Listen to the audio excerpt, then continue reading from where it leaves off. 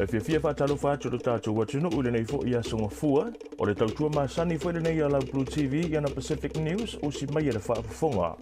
To mua atu ia tātou tala, a o vevese pe Rusia ma Ukraine ile taimi nei, wa mai tauina ile lango ile tele watunu o Ukraine, mai ese lava whaatinonga o ala tau whesoswani, o se tasila o whale tele malo i Cook Islands, le Rarotonga Beach Resort and Lagoon, na whaali le pule o le whale tele malo, ua whaasātanga te tāwhawhau mai Lucia o na ulufale i o lātou lotoa pe no nofo pe tāwhawhau ai foi.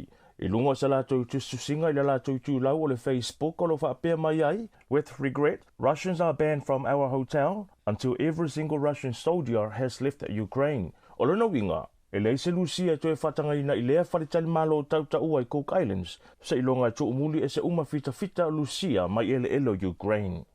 O le se fulu minute te ile lima ile te au nei, na lipotia i se mu ile ofisa o tinei mu ma whalavelave whaafosei, ina ua whaatama ia ni whale se wha ile petonu o Clover Park i Aukilani i Saute, i wala au mai moli mau na maua ile ofisa e whaapea, o le vave ona se solo ai o le muna a fia i loa whale e wha, o nei whale o ni whale fau ele i mae o na whausia ina, ma ele aini tangata sai to tonu ile taimi o le whalavelave. I se tala la tamai le ofisa o tinei mu e whaapea, sa matua tele le a fianga o nei whale i le afi, ma e ui lava e iwa loli fui mu ma lau whaingaluenga sa tau mawhai e tinei le mu, pe tai ele i whaasauina mai ei nei whale, o lo whai e pea la suenga le ofisa o le tinei mu ma leo i lea whaalavelave. Ua apa le supermarket si ala countdown i ana tangata whaingaluenga i Australia, e malanga mai mo sina vai taimi e ngaluluia i whale oloa i Aukilani, o na o le to'otelo o le au whaingaluenga ua a fia i le siama le Omicron. E se whailoa inga le so upo le countdown o Kerry Hannafin ma le Radio New Zealand na taha ua i Hannafin o le vai aso na se imawai atu nei na o atuai i le afe valu se lau le au whaingaluenga sa whanau fuasia i o la tau whale ona o a fianga i le whaamai. Ma o le afia i o se vaenga to o tele o lau whaingaluenga na wina mai ai loa matangata mai Australia e ngaluloi au kilani o na ua tele whale o loa ua tau le aini o loa ma fua mai lava ilele lava o lau whaingaluenga. Sa no fo i Hannafin, e le na o le au whaingaluenga le countdown ua whaano fo sea, e o lava fo i le au ave kiliva, o whalenga o si o loa o sa palai mai ai o loa, ua awhia nisi o le au whaingaluenga i le whaamai, o le manato maualunga i a Hannafin, ia lava pea o loa i lunga o whata i totonu o whale o loa, a ua whaataunga tangata lau tele. E lima se lau fitu se 2 miliona tala ni sila se vaya ngā tupe, ua whaamatu ua tu ele matanga luenga le soifua maloloina mai la latou paketi, mo le toe fausia ina lea o le whale mai tele i whangarei. I le taimi nei ele o mawhai o na whaamalia ina e lea whale mai ia inga i le saunga le mu, e tu la whono tau whale te tele, ma ua vaia fo iwa amata o na pala le tele o vaenga. E tu sai masele i poti o le Northland District Health Board, whaalia se nganga fia o le pole nu o whangarei, Cheryl Mai, pe taina ia saunoa, e ono alualu i lunga le tau au whai o le neinga luenga, pe a whaia e whaatuatua i pea o na amata o le toe fausia ina o le whale mai. E tala le tamai o COVID-19 ni sila, e se fulu fitu wafe lima se laulo lua tangata ua whaamauina i le so, le afia i le whaamai i totonu o le atunuu, e tu sai ma whaamaumaunga fau, ale matanga luenga le soifua maloloina. E ono se lau i waono lo whaata o tolia i mautanga se ngase le teimi nei. E au fia i lai tangata ua maua le whaamai i le so, o le sa vea mua mataitai o le pāti o le National, o Simon Bridges, o ia fo i o le so upu ale pāti mo tala whatatau i tupe manga luenga te tele. O le isi o le tamaitai whaipule tonga ale pāti o le Labour, o ana hila kānonga taa sui ki, e san tuisinga i lungo le Facebook na ia whailoa i whaapea, o si ana tamateine na lavea i le whaamai, o le mafuaanga lea o le maua o ia i le siama o le Omicron, ma o lo whaano fuisia uma i lātou i o lātou whale.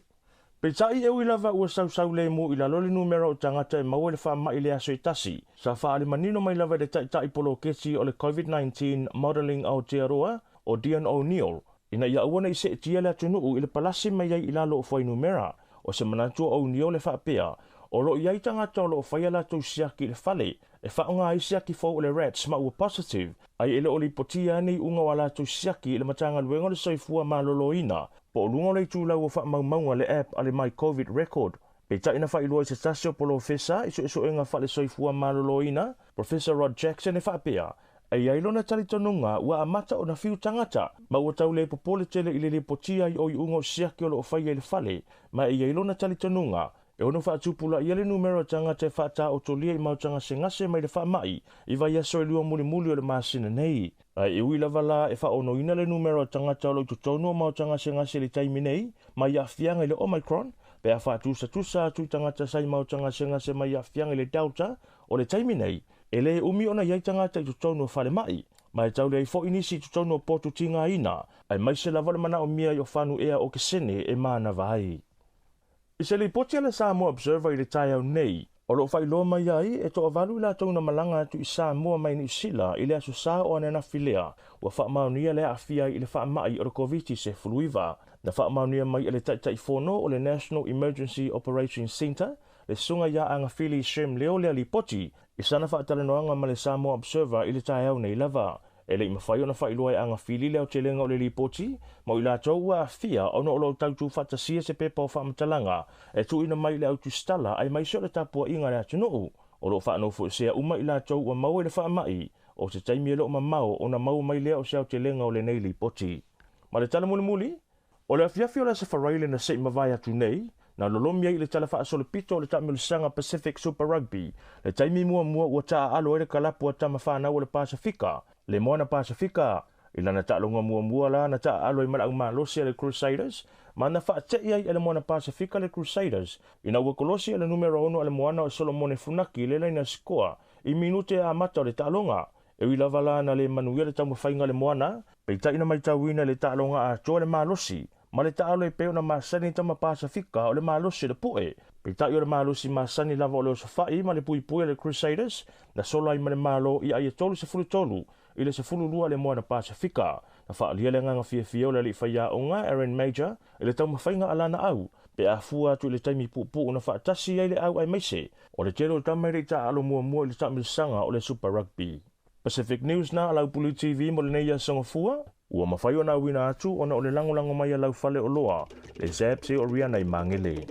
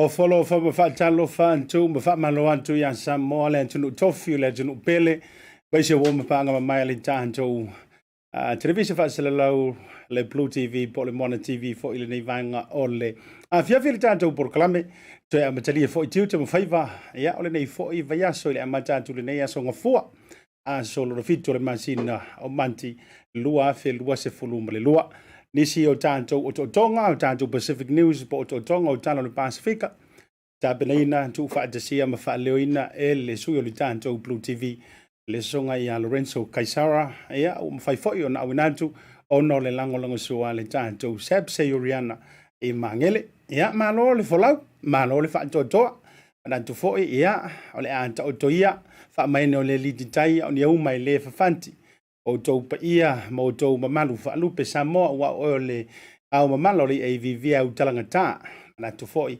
ya ono o le proclame amata foi le tanto o nanga le ala le tu ile to o te pa ile tanta fa ngata o Samoa i lau sasangi fa manuao ma lau saafi lungo le tanto proclame le ngata le tanto Facebook live e ngata foi le tanto YouTube channel o lo mo fayo na fa sala lau tu sa o tu ile tanto proclame ma unanga fa au pea le proclame o le Tautai ma lo fai vo le antunu Tautai ma le manuia vaenga sa e fita itunga iai o fai vai manatu Samoa ya wa malulu tau wa so fo ita o le fale ya moa pe o le tala mo nga le taino le si wa moa e fia fauso o fale lau le ula e popo le tua e fa pena mo nga ya me se fo o langona me o le loto ya wa ye le manantu mawalunga ya wa marutau me mai le le o le tua i le fa sifo i fo o le ne yaso fa ma lo le folau fa ma lo le pali fa ma lo le taupati si o tanto wa no ya lo to ona folle Asiata fale maru le se mai lunga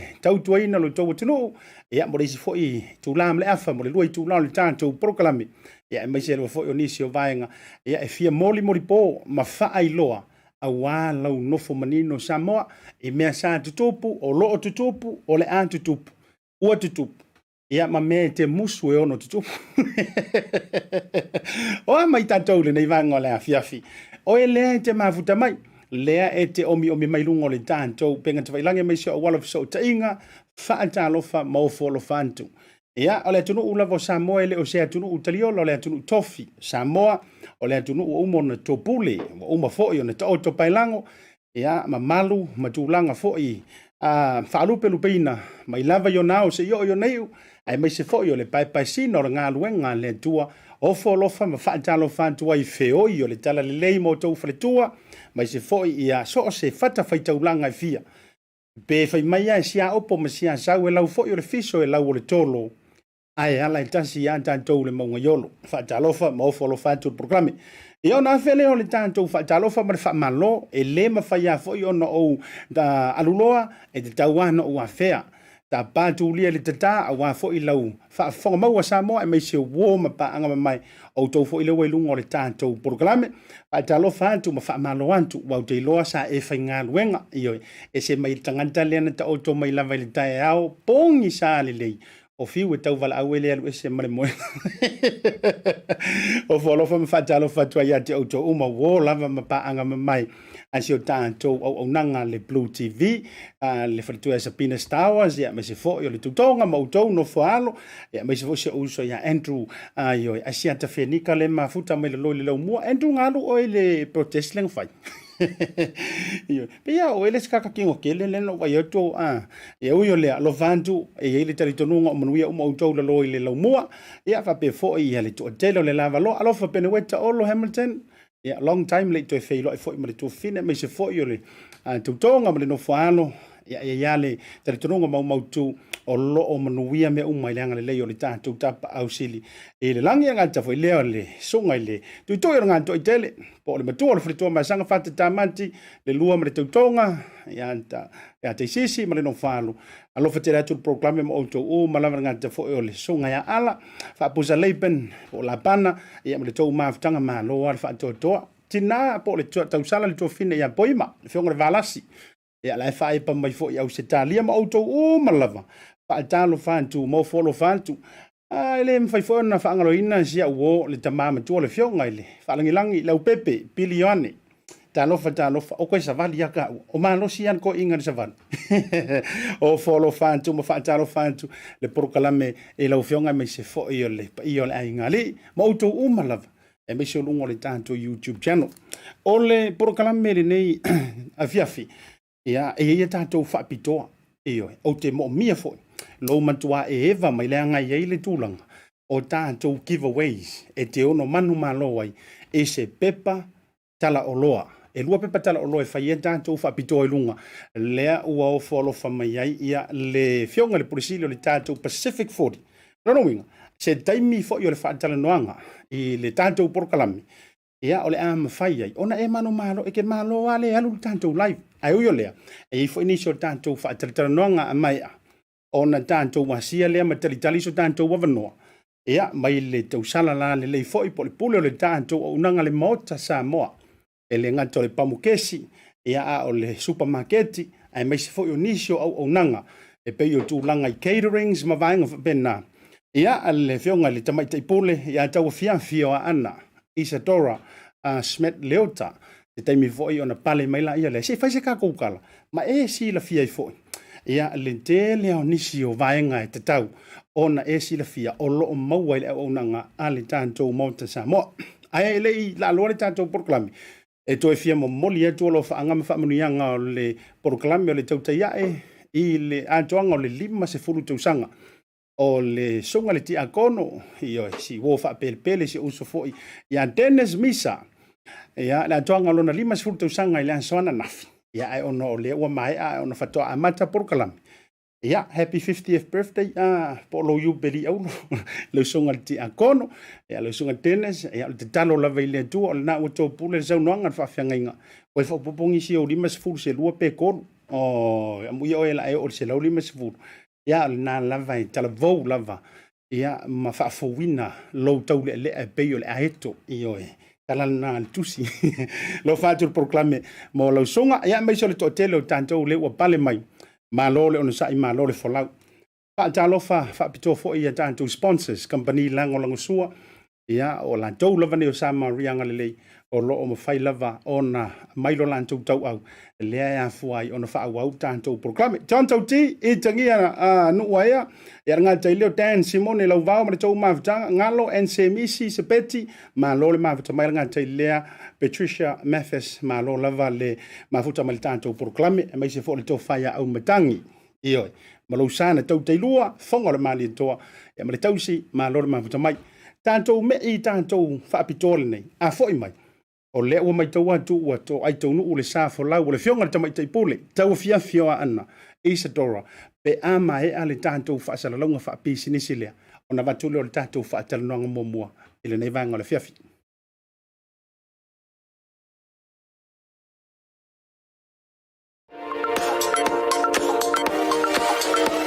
Ua iai nei le au nanga fou e whai ngoina o le Maua App. E mawhai ona okai mea ai, ma o le a momoli sao atu i ate oe. Whai ngoa fie, nga olo taina leu penga ta whai langi. www.mau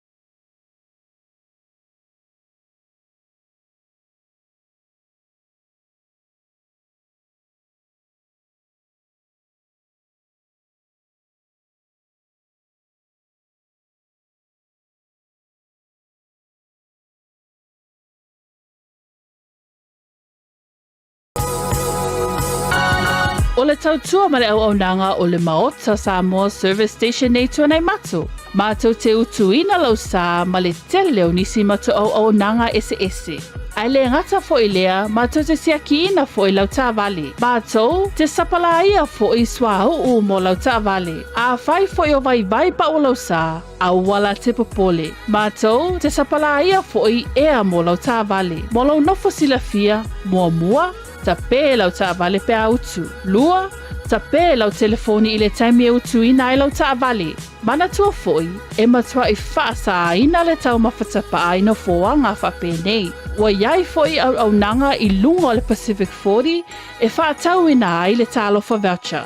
Maota Samoa o le Maota mo Samoa uma. Mātou te fia e au na pea mo o e Samoa. Whawhetai le afio mai. We'll see you again and God bless.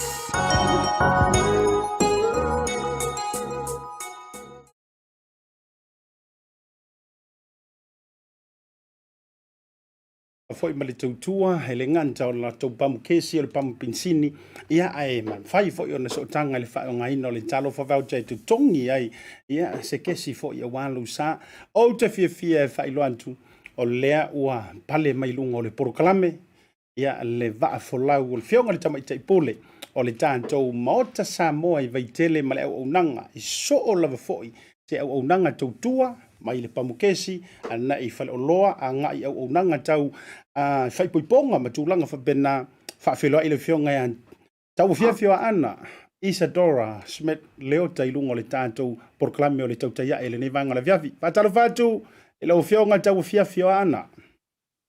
Ia, whatalo whātu i lau tō whāsiata. Ia, o le whafonga fwoi o le tātou polokalame māsani o le Tautai e. Ia whātalo whātu i tangata oma o inga mawo ia Samoa omolo mai mo me le tatou nei polokalame. Ia māluso i fua, mlangi mai tō oma. Ia, tate tau whai whaatalofa i leanga le lei o le tātou matai siri le langi, a wā o ia, na taita ina mailo usoi fua, ai maise o le tautua, le unanga le Maota Samoa, ia maise fo i o lo uola vai. Lea uma fai eo na tā lumafe sila fai. E ui lava i lunga o le sum. Ia evi ia leanga le leo le atua. O le mai tauantu o le nae manuia. Ia lau fionga le tamaita i pule. Ia mai se fo le tāntua. Unanga. Ia na anwhafisiri mua mua tua. O a mai le tau si o tāntua. Patunu ai tānte le io inisio vaenga o le unanga wha mole. Ia, mālosa no Asiata ia o le tau le nei a aso langi le lei. Ai le lua ia se taluai na timu na mulmawina lava le telo timunga me mafo timunga. Ia le newa ia so le amateria ina o le songofua ia o lo langi le lei. Ia maolo manuia masolonga le lei uma me o mai tutono Samoa. Alo whawhitai fia lava le loto e me se fo i o le finangalo fo i le nao le toa telo i lantou o lo ai tau malele. Ia o le fia maua mai o se news le lei o lo o solonga manuia si o tāntu patru. Tāoloa. Tūlanga o no le tāntaimi, ia, saunoa, o le a se tūlanga mai le tātou o nanga i le pamukesi, o vai e tu fo i inisio i lantou, ia, ua talanoa i le tūlanga fo i o iei le suau, o ma le tau o le pensini, ma tu leva noa mi whaona wha manino le vaenga wha mole Dora?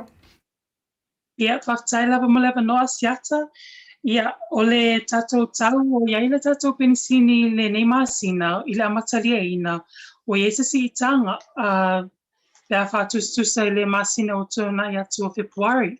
Ia, o mati, wa iai le tātou penisili i le tolu tā la, tas tolu i le lita. O tātou kiso, wa iai le tolu tā la o no fitu i le lita.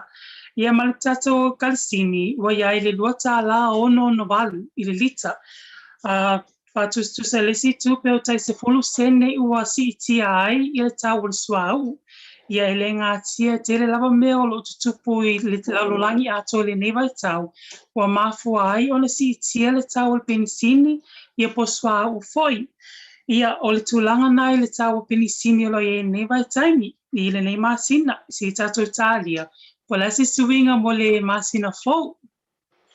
Aro whawhitai, Dora, o anisi vaenga o nanga matautua e mawhai o na whaatinoina le tātou Maota Samoa pamukesi. Ese mai na o le utuina lava, ma le whaatauina o le pensini, o anisi vaenga o le tautua e mawhai fo i ona fisosoani ia i lantou e to ai tau ua tō lantou sāpo tāwale. Ia, Amatalia le o nanga le Maota Samoa mai le tā le ono I le tā iau, se ia pa ia le tā o le afa o le iwa I le pō. I le nei teimi atoa o le o iai le au nanga o le o pensini, kiso ma le kalsini, o le o maua fo'i whanu kesi, le wha kilokalama po o le iwa kilokalama. E maua I le tolu tā la I le wha kilokalama, ma le ono fitu tā la I le iwa kilokalama. O lo mau foi tātou e pamoaia pa o tā vale, le ngata I lea o lo Yesua au ua mawhaiona siaki ai I awhio o tau sā. Niso tangata e whaatali lava se I o maile pamu, I e whatua siaki la tā vale, I o lo lava matatoe le lei vai e utu ai, pe se iaki ai le awhio tā vale e ngata I lea, a wapete su mai le pamu, ai pelo sā awa I le te mita pēa, I o lo lava matatoe I jumpers. Ma whaiona te whaola I nailo sā. Asiata o te ilo le simea le tā ua I le au nanga o le iso se pamu kesi lava. O le tā ua ia le loa, polisi la fie tangata. Le tā ua le ta pē o lo tā vali, e le I utuina. Le ngata fo I lea I le whaonga aina o lo telefoni, e le mawhai pe whai tete tele I le whaonga aina o lo telefoni, I le teimi e utuina I lo sā, ia ma le tūla whono māsani o le whaasa o na ula ula tapaa, I le teimi I te tonu lava lotoa o se pamukesi. Ia o lo iai fo I tato top ups, te ju sāmale Vodafone, e mawhai ona top up ai lo telefoni, Ia ele ngata I lea o lo mau foi tato fofie, e ono tā la I le fusi fofie, Ia o tele moli mawina lava le telo na I tangata whai whaalifu, o tangata o ta maiti foi o lo sui fofie e tule e mātua e mai alo le aongo e so mini fofie, Ia o whai ngō fie le nenga luenga mo I lātou. Tautai. Malo whaafitai. Au tai e ono lewa, e sisi vai ngō tutoe fia whaafisilia tuai le tūlanga na ita uai le saunga le mu. I le iai le pamukesi. La batu ai whaamua la u whaafesiri. Toi mai sau whautuanga langa a fua tu iai. Ele I le whaantu le isi whaalavelave sa tu le mai e se tasi o pamukesi la whioanga o sanapu. E toi manai ale toi maoti mai o sau noanga lo whionga le tamaita I pule. Pai fo I mafa. Ia I la tau e peo atu e tau manatu mama I le tūlanga lava lea o le whaamumu ai o le afi pengisingi o le ula mawanga. Se toi whaama oti mea le tau o le vanga le whaamole mole Andora. Io e siata o le nei tu o se I tu tāua tele. Ona e lava le tato nā tu lo lava, se longa lava I tupu, whatua ai loa ia ua salamoi, se si tūlanga.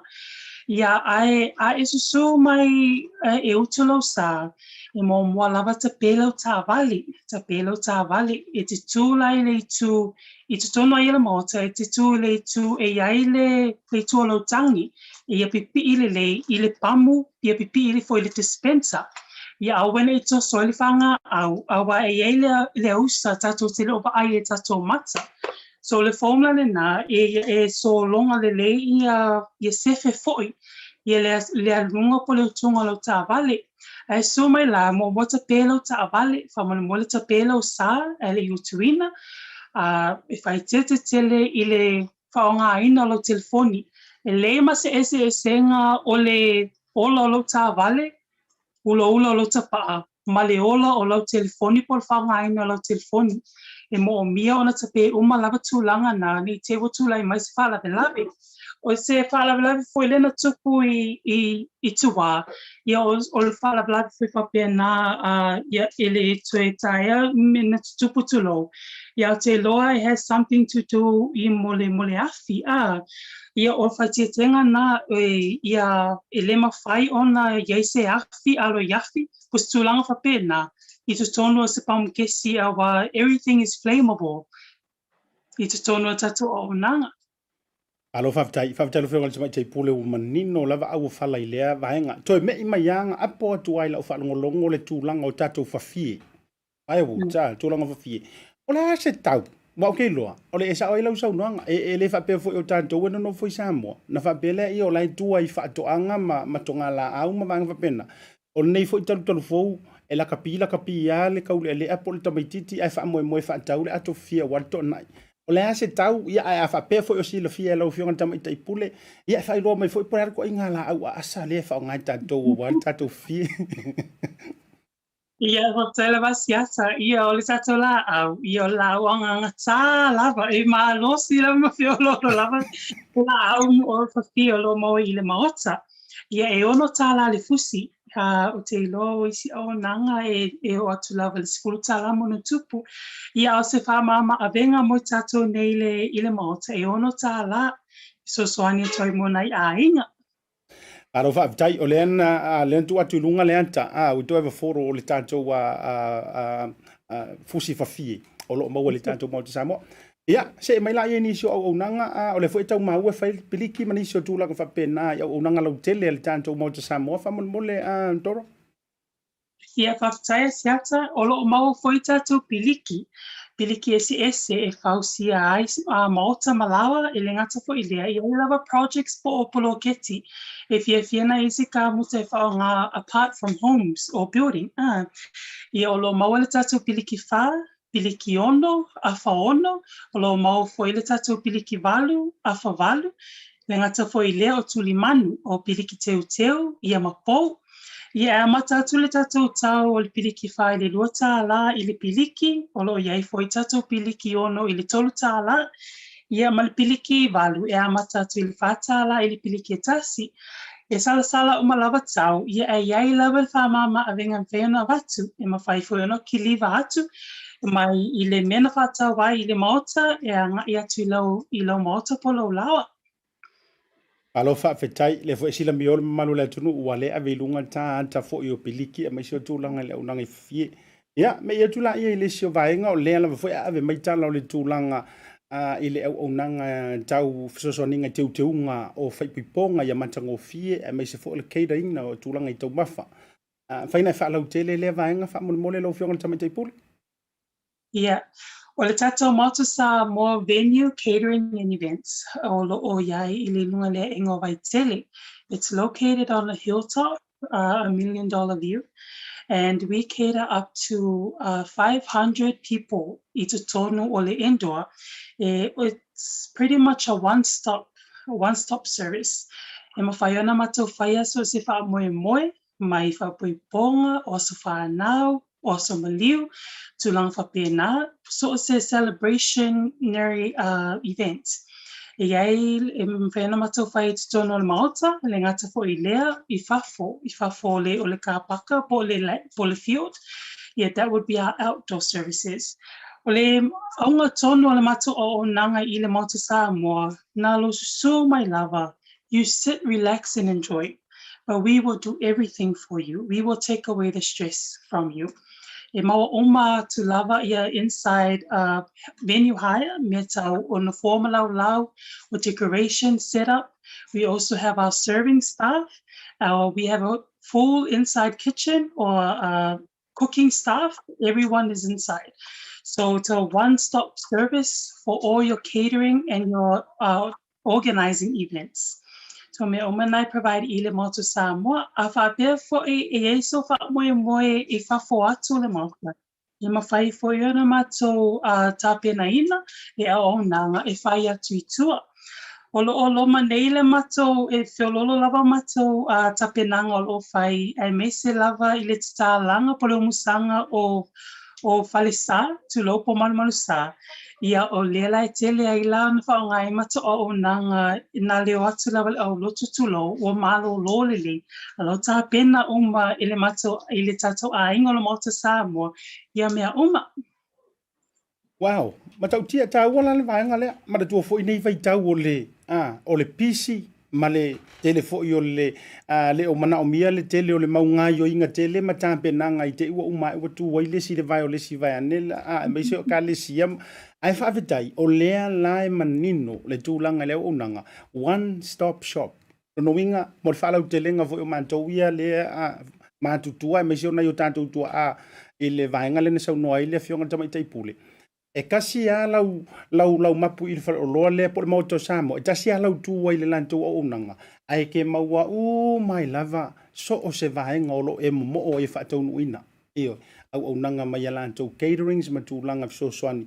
E kuka ma ngao sia tau mafa o so fa moe ai na lo fa mai pai papi o se puling sese ia ia lau fionga le tamai tai pule fa tai ta u no le tantai mi la fo atu ia te lo la to tele le u mata momo o le nei tai mi o le ale no mera ma wai fo tato o nanga lea ia ma koi fa singo kasi mai ale address le la tu nai vai tele wai tele o le stanga to le vana no fo ia pia tau fusi ai le lo alu vai tele fa mo ia o le tatou no mera so se e maua aile le a onanga le motu Samoa ma whaina whaso tai mai i le fitu lua tolu tasiono no lua o le numera na ma whaina whaso tai mai so se tuaina a onanga i le venue and events i le pamu po le popiliki tulang whapena mo le pamu kesi e ma whaina e whaso tai mai le fitu lua tasi valu wha tolu pe mawhai ona i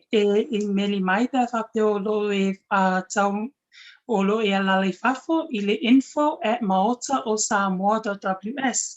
O le mato o le mea lo mato iai po le location tono lo mato iai o lo mau mato i lunga le venue and events o le Fale Ata Road. I le pamukesi piliki ma fafie tulang whapea o i le Talimatau Road. Whafsanga i le leia mai le paso whanua tulo. Manto foi Asiata o tatou nei sa moe le yeni me le o le P.O. Box sa. E le yeni actual addresses. So le mai tau ala fa GPS o tatou sa moa. Ia, o maror kamalingi or kufaso male mango nga yai se so ono. Ia saulunga le enga i vai tele ia maua ele tatou venue maua tatou Maota ia e sau i le paso whanua tulo afsanga i le lea mana le pawa leo le pamu i nei vai tele e ka vaina uma mai au ona uma tu le tatou paitule ia le sanga i le whanga tulo. Ia, tawurunga mai sau noanga au wau te loa o le fo mana na o atu tanga ainga ia tunu i fafo e fia uku aku ka vale o lantou ainga. Ia awa mole ka kongo la fo ku le kupe wai vatu ave inu wai le pia tulo ai le inu wai le ta vale e ye si alternative e ye si au onanga e mafai ona fa nga tu pe se voucher fa mole lo fio.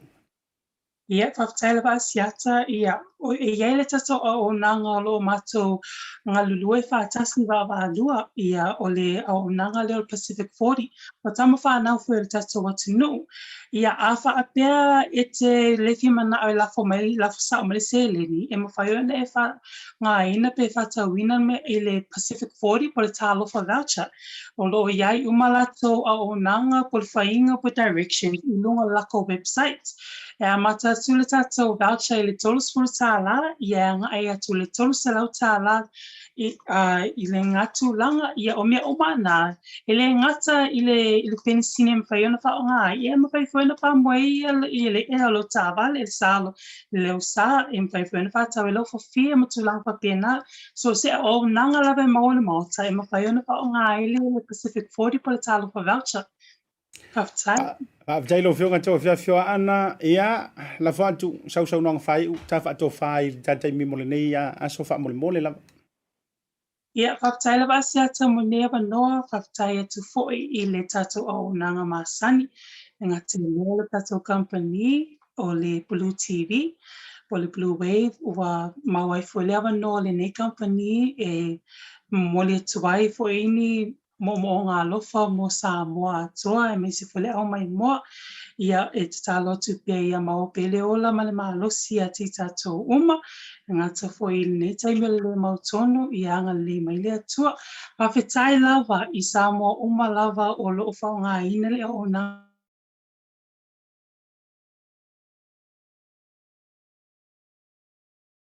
le moto Samoa ia e whawhatai mo mea oma, ia manuia, taulu mango le neaso. Malo whawhatai tele, moli le ngang whamalo, mre ngang whawhatai lau whionga jama i tai pule, e mai se fōi o le avanoa wa'alua tu ina mailu tau au, e lango suai, ia le unanga fo le tāntou BluTV, o le mātou fōi te talo i le atua, ia ma whai ona whaalau tele le au unanga, tele fōi ini malu le atunu, im whona lantou whaongaina, ia ia uli masao mea uma ma maua le sao ngale mu le ngale leo le tua manuia le nei fiafi to mo se sita reporti ia in se vayaso po ni na yaso lumana ia mo le taimi alofa tele atu fa so foina Pase fo. Whaafitai. Ia, o le tātou whaatalanoanga mua le nā. Ma le whioka le tamai teipole o le tātou Maota Samoa cash stations, po le service stations. Ia, manisi lava o nanga, isi li e mana ia le whaalanginga le ngau mai ne le whioka le tamai teipole. One stop shop. Mana ia le nā, wai le ngatalana o le utui no lousa. Ia, ai service ai fo ina inisi o vaenga whaingo fie o lousa. Ia ai, iai fo i matulanga o nanga le fafie la lea. Oe lea wha makua whea ora whai. Ioi, awai te toi popole i sou tapena, ia, ilo wale tapena le wha pusa matulanga wha pena. Alua oe whailau ka whao, ai ia wha anganga si ngā uongo kala. E wha tauai, ia a se fafie, mai nai le Maota Samoa, whalo loa po le pamkesi i nai vai tele. Nisi o tātou lo whaanga fia mo mole atua. Ai tau tele i o lisi tātou whaatalanoanga mana tua. Pei no whai atu. E ila tātou giveaways. Leo le aso so o mai ai. E te ono manu malo ai o ele te mafuta mai. Ai mai sea. Pea whapeo le te mafuta mai. Ai te malanga mai pito nuu i tua. Ia peka koru i upu whaingofie. I nuu i kua. E te ono maua. Ia e le tātou whapitoa mara whaatalanoanga mara whionga Leaupepe. Le avanoa. Ia e maua isi se vauta e whai ere whaatau ana iau ai ngai Samoa. Peitai. O te fia toi mamoli atu e iei le tangata lea whaamole mole lava Asiata from Loretta Seufatu. Mamoli atu lava whaamonianga o le valu se furu toru tausanga. Le nei o sia utama ia Kerisiano Pula o le aswana nafi. Via le lofa o le tua i lana foai. Pea i lona mahalosi alofa anga mai loa fafine ia Loretta. Ia toi whaupopo toi whaamonianga le tautai e meiso le tahan tau BluTV. Ia le aso soifua valu se fulu tolu ola ni tausanga. Eoi, o matua le tuu o silianga iai ainga. Ia o le ua fo wha lanu maa ave le lofa o le tua. Ia ila ua fionga Kerisiano le tama matua Kerisiano Pula. Alofa anga whamrianga le atuanga o lo valu se fulu tolu tausanga. Ia mai se ua fino Loretta. Ia mai se fo i o le ainga. Ngata ilea o le tātou o unanga. Le whangaloina fo i le lima se fulu tausanga o le fionga i le whaletua po o le tausi fo. Ia te sisi whantata mati le lua. Manuia lo lima se fulu tausanga le fito a Maua Antu. Ia, whaupopone si tausanga se tele. Ia, wafa munianga le tua tufi tau whao. Ia, inei fo i taimi o le soifuanga. Mai ale tātou fo i mei tātou whasalongo wha pisinisi nei. Whawhiloa i le fionga ia Leaupepe Puresili o le tātou Pacific 40. Ia, ma le talofa voucher. Ele ngā tau nisi o unanga o le OCA, TO Marketing, ma le Ocean Net, ma le tātou giveaway. E tasi e pelua na e tātou giveaways mo na yo tātou ainga i Samoa. Pea fo i mai whasalang wha pisinisi nei. Tauafa voucher is one of the most convenient ways that I'm finding now to do my shopping here at Mama Joe, and my sister just sent through the voucher on my cell phone, and I just come straight into Mama Joe to do my shopping. O le si tūranga pitusili o le tāua. O le lafo me o le pepa tala o loa. Ona whaangale e whaatau i o loa e au ngā mole ainga. I think it's really convenient for families overseas if they don't know how to help their families here. Then this is the perfect way. Mai ai la sa sunga fua tau e lesia sa. Ni fia po i sa we mo mawina nei foi au nang fo e ala mai le talo for voucher. Ila wana whaatau ma me te mga oi ile voucher. Tai mo le talo pa voucher ua maua le apasusi o sewa fine. Tos paro loa whaingo fie. A mai se le te wherua i malau telefoni tai mi uma. Ai lo le lafo me le cash o na inu e dor tamao re ainga.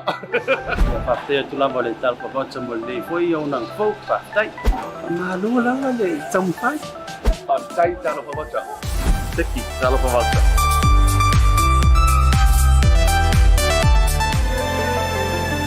O le Goodman Freight o se tautua tau whela ua inga mou tam wha mori i Samoa ma le Pasifika. E la tau te fausia fo ia tingi pusa ma paelo mo sa uta i so o se la po ai te whingalo ai. Ma ki le vaina fo i boru po o sa vai. Wha afiso tai loa ni usa lui lemi po o Francis Pali i fpule ai. I le orua fitu, lua valu lima, valu whao no rua. Po o le orua fitu, lua fitu lima, fitu fitu tonu valu. Bo desi wha amtalanga. Le Goodman Freight e tautua ma le alofa.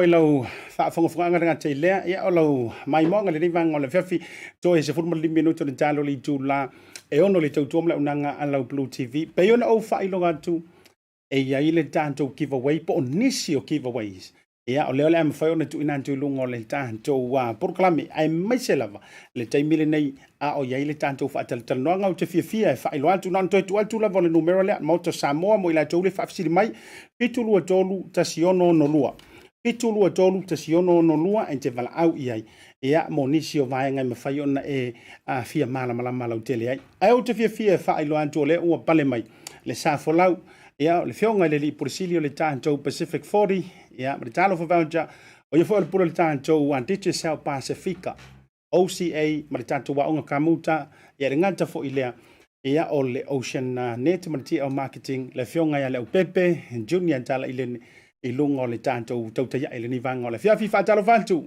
i lo fionga Leaupepe le ni vanga le fiafi ia fia fa filo ia tu lo sa fo lau le nei taima la fiafi a Asiata talo fatu ia fa filo ia tu fo i le pai o Samoa o lo mafuta mai le tatou pokalame ia tatonu ia o lo manuia o tau umalanga le leima le lofo lo tatou atua ia me se lau to fa Asiata le mai tau watu e se le manai o lau ula o lo fodinga mai o le ia lau sponsor le ala vai sui atua le iaula ia me se foi te unga ese ia atalo fai langa le yo le tua fa ftai foi fa felo ia tu lo fionga ai wa fa ftai ia wa fa fsili me le vainga le e wa te lo ala te tu sa male fa fsili ni si le o lo o mai lunga ono la lau te sila mai ia ina inisi a ona i fa bito o lo o tu ina tu lunga le tanto wa au nanga nei e monia o le tanto ula fala le o te ia le ula fala le te ula inantu ai mai se foi la moli ai mai se foi la le tanto ula fala le o tu sila mai mo ta mai tai si tu natu langa le ofisile le fionga Leaupepe o tele lo pena tau sila le ula fala le tele ina ulaina a soaina le fionga le tamaita i pale mia konga sa fa pito ia o lena fa ilo mai i lan tau lena a ina mai ina ima le tanto ofisa o le vainga tonu lava lea sa ngao sia po o lo lan tau sa palaina ia le tulanga i ula fala le fa nga le fionga tamaita i pale mia no ngele la tanto ia afia o el tamaita i le sila mai ia afia faali la no lango me se fo sa ula fala mai le vaenga tonu lea na anghausia le ula fala le fionga le tamaita i pale mia ia le la wa il tato ofisa mana tua e mafaiana faieles ia aele i sau mai le vaenga tonu le na la to faiele ula fala le tele fa ina fai mai press conference le fionga le tamaita i pale mia ai le tato fa tola fionga le pepe amanta tolta fa tanonga markamana le te ulaina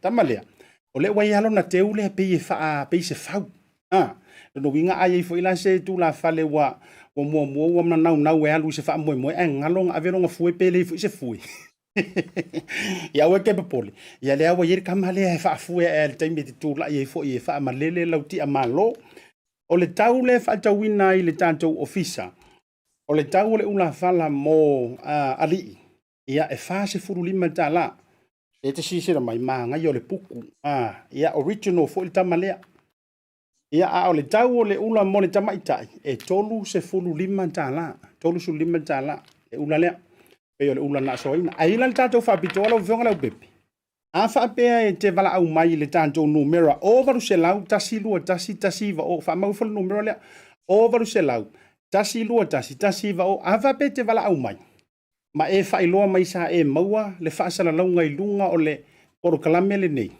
o le Tautai o le code te taua mai o Asiata ia o ka fa fonga la ia Leaupepe e vala au mai na e maua ia ona fa tawina le mo o le fase furu tala ia ma le toru se furu tala ia vai la ia le po te lele na pa mo lo sunga ia o le vainga le o tali toi fa be fa manino ona wa fa siringia lo fonga Leaupepe Asiata le esele matango fiefo yo o tuainga o loa esele wa mata ona sau ne vai tei me fa fifi nai loto o me lo nga sia tono Samoa mantua o le lava tato te fa longo lava fa pe o lo tuli tasi lava ia le apicauta i tu langa o le talo ia maisi fuo fatoanga o lo au mai New Zealand ia le mai te wat fa tai foi la o tua o le nai mafai ona fa ilo mai ai foi ia nisi o lo ese o le wa matana nga o sia tono se tato watunu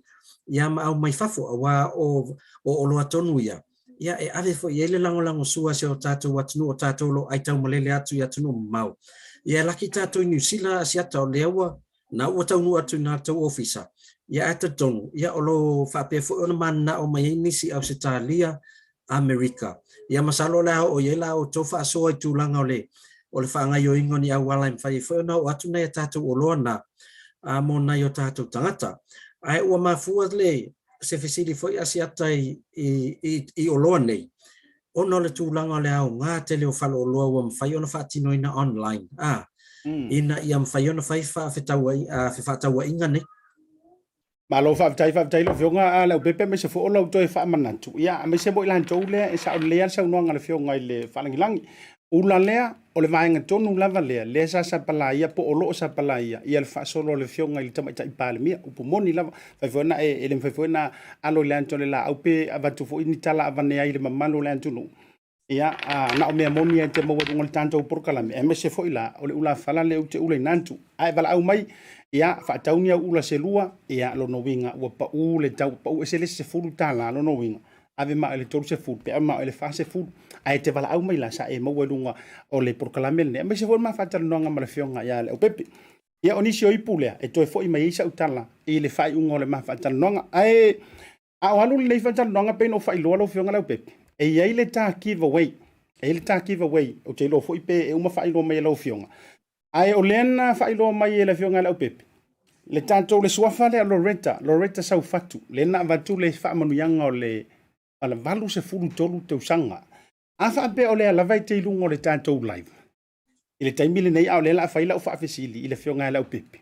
Ona e tango le omi o foi memo o mia lo fionga Leaupepe. O le la whaia tu le voucher me alofa mo si autua a. Ai e share ilunga le whainga o le screen. Ia si la fia mai e mamalo le antunu. O le whaatino ina lea. E whai e le tātou whaatau lunga le tālofa voucher. Whaina whalau tele vanga le Leaupepe. After Asiata. Ia, o lena maua atu foi lau whaatou muanga foi. E isi ta male na ua a tolo na valus fu tolu tau sanga. Ia, e pauan me fia i loa po laisa mua si ta male. A whai o laisa mua. Ia, e fia whai isi tātou mea lofa. E whaataitai ei foi. E la foi no le voucher. Ia, e fia i loa tonu po feo o polu po savai la iai.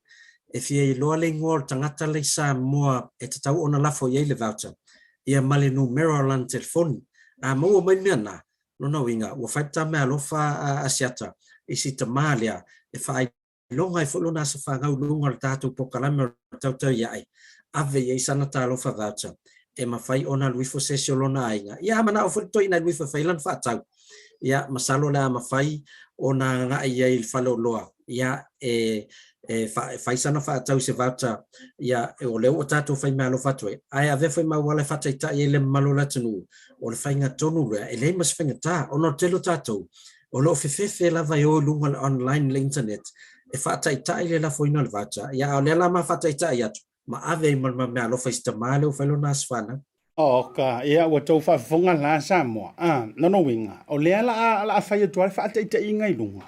Ia ma vatu ai ma le whaamanuyanga ai le ngatala o si tamalo. E ila utalu sanga lo mo fionga Leaupepe au tai ai lava le vaenga le Pacific 40.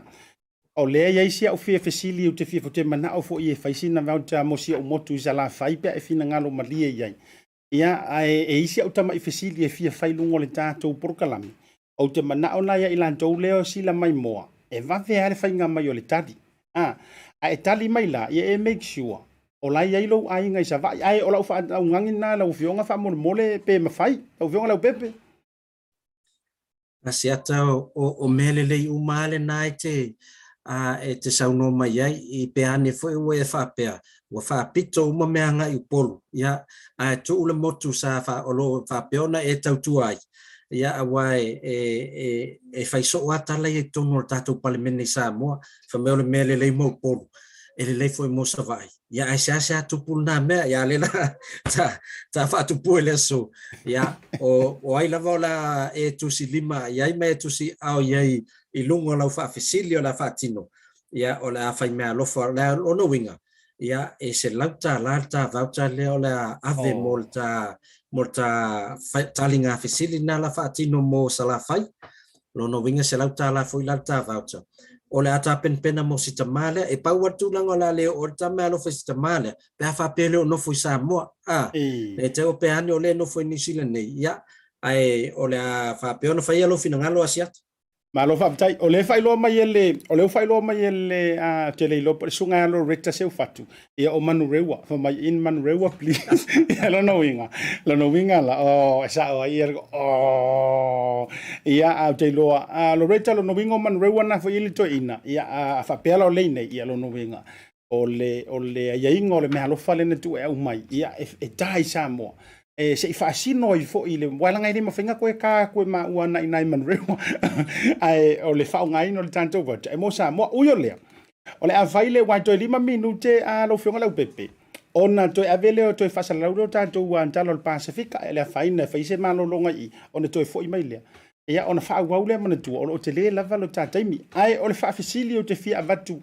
mo ilanto le mafuta mai ai mai sia ilanto mo tu tele sala fai iyo fa talo fa tu le fa fonga mai ia Loretta Misolanto ai nga il porkalam ia ai fa pela la fa facilio le antu inantu tali mai ai fa be fo e kali mai po fe o poru le te ai ai mana tu o tanto va chalia e fa tata mo sala fai iyo lo no winga lai te au mai e uma ansa o lau tali o mena e te faia e te au mai le numero o lau telefone ia masesi mare sua fa sa o te tau na piki ai le fa tau leo le mai au na malo ai leo stangata o sai ka ko uporu se na fila to va mai uporu on sai tanto e uma foi alwa do fa fesili ia o le fesili le la tu mo tanto sala fai ia sa o mai lau tali isa o tali ele ia ke au kan ai tali sa wa le la asese le fionga ya Leaupepe ia a uma mai tanto news update o le amadil tilo o tangata la vai sa ia o le afa ilo atu ona omi mai la ia leo lau numero lau telefoni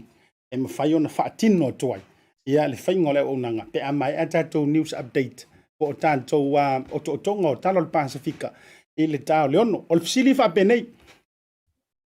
O le a le tausanga na a matali ai le o nanga le Pacific 40. Ma le tālofa voucher. O le a tonu le tausanga. Ia o ke le o mo'omia le aso. Ai ia e maua mai le tausanga. Na a matali ai le au nanga, ma le tautua, a le Pacific 40, ma le tālofa voucher. Mana tua, tau mai le tausanga. A ma reply atu loa pe meli antu po au po le whionga e Leaupepe, ia pe tau watu fo ilo suafa. Ia menga whea koe mo mi halo iai lungo le tantou lai. Au e teru e se wa awhai antu la valitaimi nei o oe o paile o sao. A mai loa lau ke fongi. Ai awhai atu ai emisi, ia wa avele hava noi lesi tangata. A Leaupepe ea, of taui mana ia le ta Maenga mua. Aftai Asiata, ia o e lava o tangata wa lewa ta longa le o le matematenga ma tufanga whailonga. Ia o lono winga, ai ei lato e tau whaisao ma mai a lato tali te metasi. Ia lono winga o la whaita fitfilinga. Ia poi o la ave iei wha mua. Ia pe ana e tua fo iei mai e inga.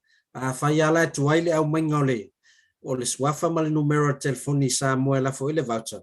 Ia lono winga o mo foi lala vono le stangata le lava mafuta mai lunga tatou live e se e atu ia le tatou voucher se lautala moni la mana tua te le tatai me mai lo tatou news update e ile si tai tu la lono winga e fa tautai atu la vai ile tu la ngol tatou giveaway le nei a wai ma faiana tali so se si mai ai a fatu le mai le numero telefoni ya savai male swafa ato tangata piki male masa ia na oti anto ia na se e foi la ia le manuia na ile si tangata e fa pena fa ngofie uyo le ole antanto se e atu le tantou Pacific News Update le ua mortoi fongaina le sa tapereina le sunga ya Lorenzo Kaisara lango sua le tantou se oriana a foi mai se makirukilo aku pe ingisio sa onya la kukari ia pe se mali tero to sangai wa mai lungo le tantou auto to ese e to foi mai le tantou fa salonga right after our Pacific News.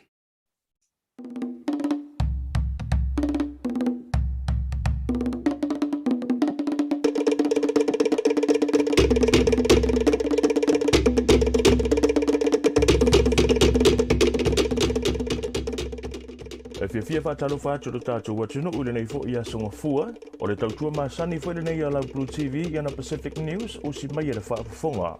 To mua atu a tātou tala, a o vevese pelu sia ma Ukraine i le taimi nei, ua mai tauina i le lango i le tele o atunu o Ukraine, mai ese lava whaatinonga o ala tau whesosoani, o se tasi la o whale tele malo i Cook Islands, le Rarotonga Beach Resort and Lagoon, na whaali le pule o le whale tele malo, ua whaasa tangata tawhawhau mai Lucia, o na ulu whale i o la tau lotoa, pe no nofo pe tawhawhau ai foi.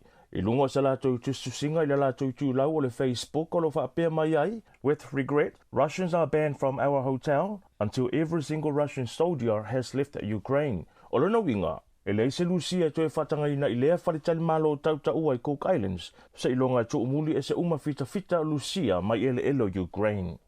O le se fulu minute te i le lima i le tae au nei, na lipotia i se mu i le ofisa o tinei mu ma whaalavelave whaafosei, ina ua whaatama ia ni whale se wha i le petonu o Clover Park i au kilani i saute, i wala au mai moli mau na maua i le ofisa e whaapea, o le vave ona se solo ai o le muna a fia i loa whale e wha, o nei whale o ni whale fau ele i mae o na whausia ina, ma i le aini tangata sai to tonu i le taimi o le whaalavelave. I se tala la tamai le ofisa o tinei mu e whaapea, sa matua tele le a fia o nei whale i le afi, ma e ui lava e iwa loli fui mu ma lau whaingaluenga sa tau mawhai e tinei le mu, pe tai ele i whaasauina mai ai nei whale, o lo whai a pea la suenga le ofisa o le tinei mu ma leo i lea whaalavelave. Ua apa le supermarkets i ala countdown i ana tangata whaingaluenga i au se talia, e malanga mai mo sina vai taimi e ngā luluea i whale oloa i au kilani, o na o le to'otelo o le au whaingaluenga ua a fia i le siama le Omicron. E se whailoa inga le so upo le countdown o Kerry Hannafin ma le Radio New Zealand na taha ua i Hannafin, o le vai aso na se i mawai atu nei, na o atuai i le afe valu se lau le au whaingaluenga, sa whanau fuasia i o la tau whale ona o a fianga i le whaamai. Ma o le afia i o se vaenga to'otelo o le au whaingaluenga, na wina mai ai loa matangata mai au se talia, e ngaluloi au kilani o na ua tele whale o loa ua taule ai ni o loa, ma fua mai lava i le lava o le au whaingaluenga. Sa no fo i Hannafin, e le na o le au whaingaluenga le countdown ua whaano fo sea, e o lava fo i le au ave kiliva, o whalenga o si o loa sa palai mai ai o loa, ua afia nisi o le au whaingaluenga i le whaamai, o le manacho maualunga i a Hannafin, ia lava pea o loa i lunga o whata i totonu o whale o loa, a ua whaataunga tangata lau tele. E lima se lau fitu se 2 miliona tāla ni sila se vai ngā tupe, ua whamatu ua tu ele matanga luenga le soifua maloloina mai la latou paketi, mo le toe fausia ina lea o le whale mai tele i whangarei. E le taimi nei ele o mawhai o na whaamalia ina e lea whale mai ia inga i le saunga le mu, e tu la fono tau whale te tele, ma ua vaia fo i wa amata o na pala le tele o vaenga, e tu sai masele i poti o le Northland District Health Board, whaalia se nganga fia o le pule nu o whangarei, Cheryl Mai, pe ta ina ia saunoa, e ono alualu i lunga le tau a whai o le neinga luenga, pe a whaia e whaatua tuai pea o na amata o le toi fausia ina o le whale mai. E tala le tamai o le COVID ni sila, e se fulu fitu wafe lima se laulo lua tangata ua wha mauina i le so, le afia i le wha mai i totonu o le atunu, e tu sai ma wha maunga fau, ale matanga luenga le soifua malolo ina. E ono se lau i vono lo whaata o tolia i mautanga se ngase le teimi nei. E au fia i lai tangata ua maua le wha mai le so, o le sa vea mua matai o le pāti o le National o Simon Bridges, o ia fo i o le sa upu ale pāti mo tala whata tau i tupe mga luenga te tele. O le isi o le tamaitai whaipule tonga ale pāti o le Labour, o anahila kanonga taa sui ki, e santuisi singa i lunga o le Facebook na ia whailoa i whaapea, o siana tamateine na lavea i le whamai, o le mafuanga lea o le maua o ia i le siama o le Omicron, ma o lo whaanofo sia uma i lātou i o lātou whale. Peitai e ui lava ua sau le mu i la loli numero o tangata e maua le whamai le aso i tasi, sa whaale manino mai lava le tai polo kesi o le COVID-19 Modelling Aotearoa o Dion O'Neill, ina ia uana i se tia le atunuu i le palasi mai ai i lalo o whai numera, o se manatua O'Neill le whaapea, o lo iai tangata o lo whai alatou siaki le whale, e whaonga ai siaki fau o le rats ma ua positive, ai ele o li potia nei unga o alatou siaki le matanga luenga le soifua malolo ina, po o lunga le tūlau o wha maunga le app ale My COVID Record. Pe taina whailua i se tasio polo fesa, iso enga whale soifua malolo ina, Professor Rod Jackson e whaapea, ai ailona talitonunga ua amata o na fiu tangata, ma ua tau le popole tele i le potia i o i unga o siaki o lo o whai e le whale, ma ai ailona talitonunga, e ono whaatupula i ele numero tangata e whaata o tolia i mautanga se ngase mai le whaamai, i vai aso e lua muli o le maasina nei. Ai ui lava la e whaono ina le numero tangata o lo tutonu o mautanga se ngase le taimi nei, mai a fianga i le Omicron, pe a whaatusa atu tangata sai mautanga se ngase mai a fianga i le Delta, o le taimi nei, e le umi ona iai tangata i tutonu o whale mai, mai tau le i fo inisi tutonu o potu tinga ina, ai mai se lava le mana o mia i o whanu ea o kesene e mana vai.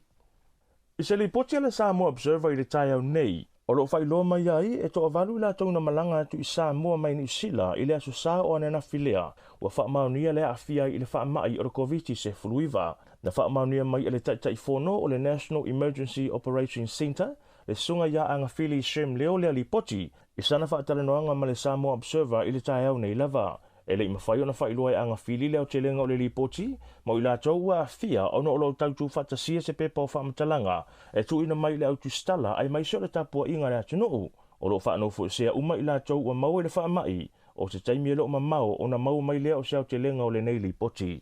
Ma le tala muli, o le afiafio la se wharaile na sei mawai atu nei, na lolomia i le tala wha asole pito o le tamilusanga Pacific Super Rugby, le taimi mua ua taa alo e le kalapu a tama whanau o le Pasifika, le moana Pasifika, i lana ta'alonga mua la na ta'a alo i malau malosi le Crusaders, ma na whaatei ai le moana Pasifika le Crusaders, i na wakolosi le numero 1 le moana o Solomone Funaki le laina sikoa, i minute a mata o le ta'alonga, e wi lava la na le manuia le tamu whainga le moana, peita ina mai tauina le ta'alonga a toa le malosi, ma le ta'alo e peo na masani tama Pasifika o le malosi le poe, peita i o le malosi masani lava o le osofai ma le pui le Crusaders, na solo ai ma le malo i ai tolu se fulu tolu, i le se fulu lua le moana Pasifika, na whaalia le nganga fia o le li whaia o ngā Aaron Major, i le tau mawhainga alana au, pe a fua atu i le taimi pupu na whaatasi ai le au ai meise, o le tero tamairi ta alo mua i le tamilisanga o le Super Rugby.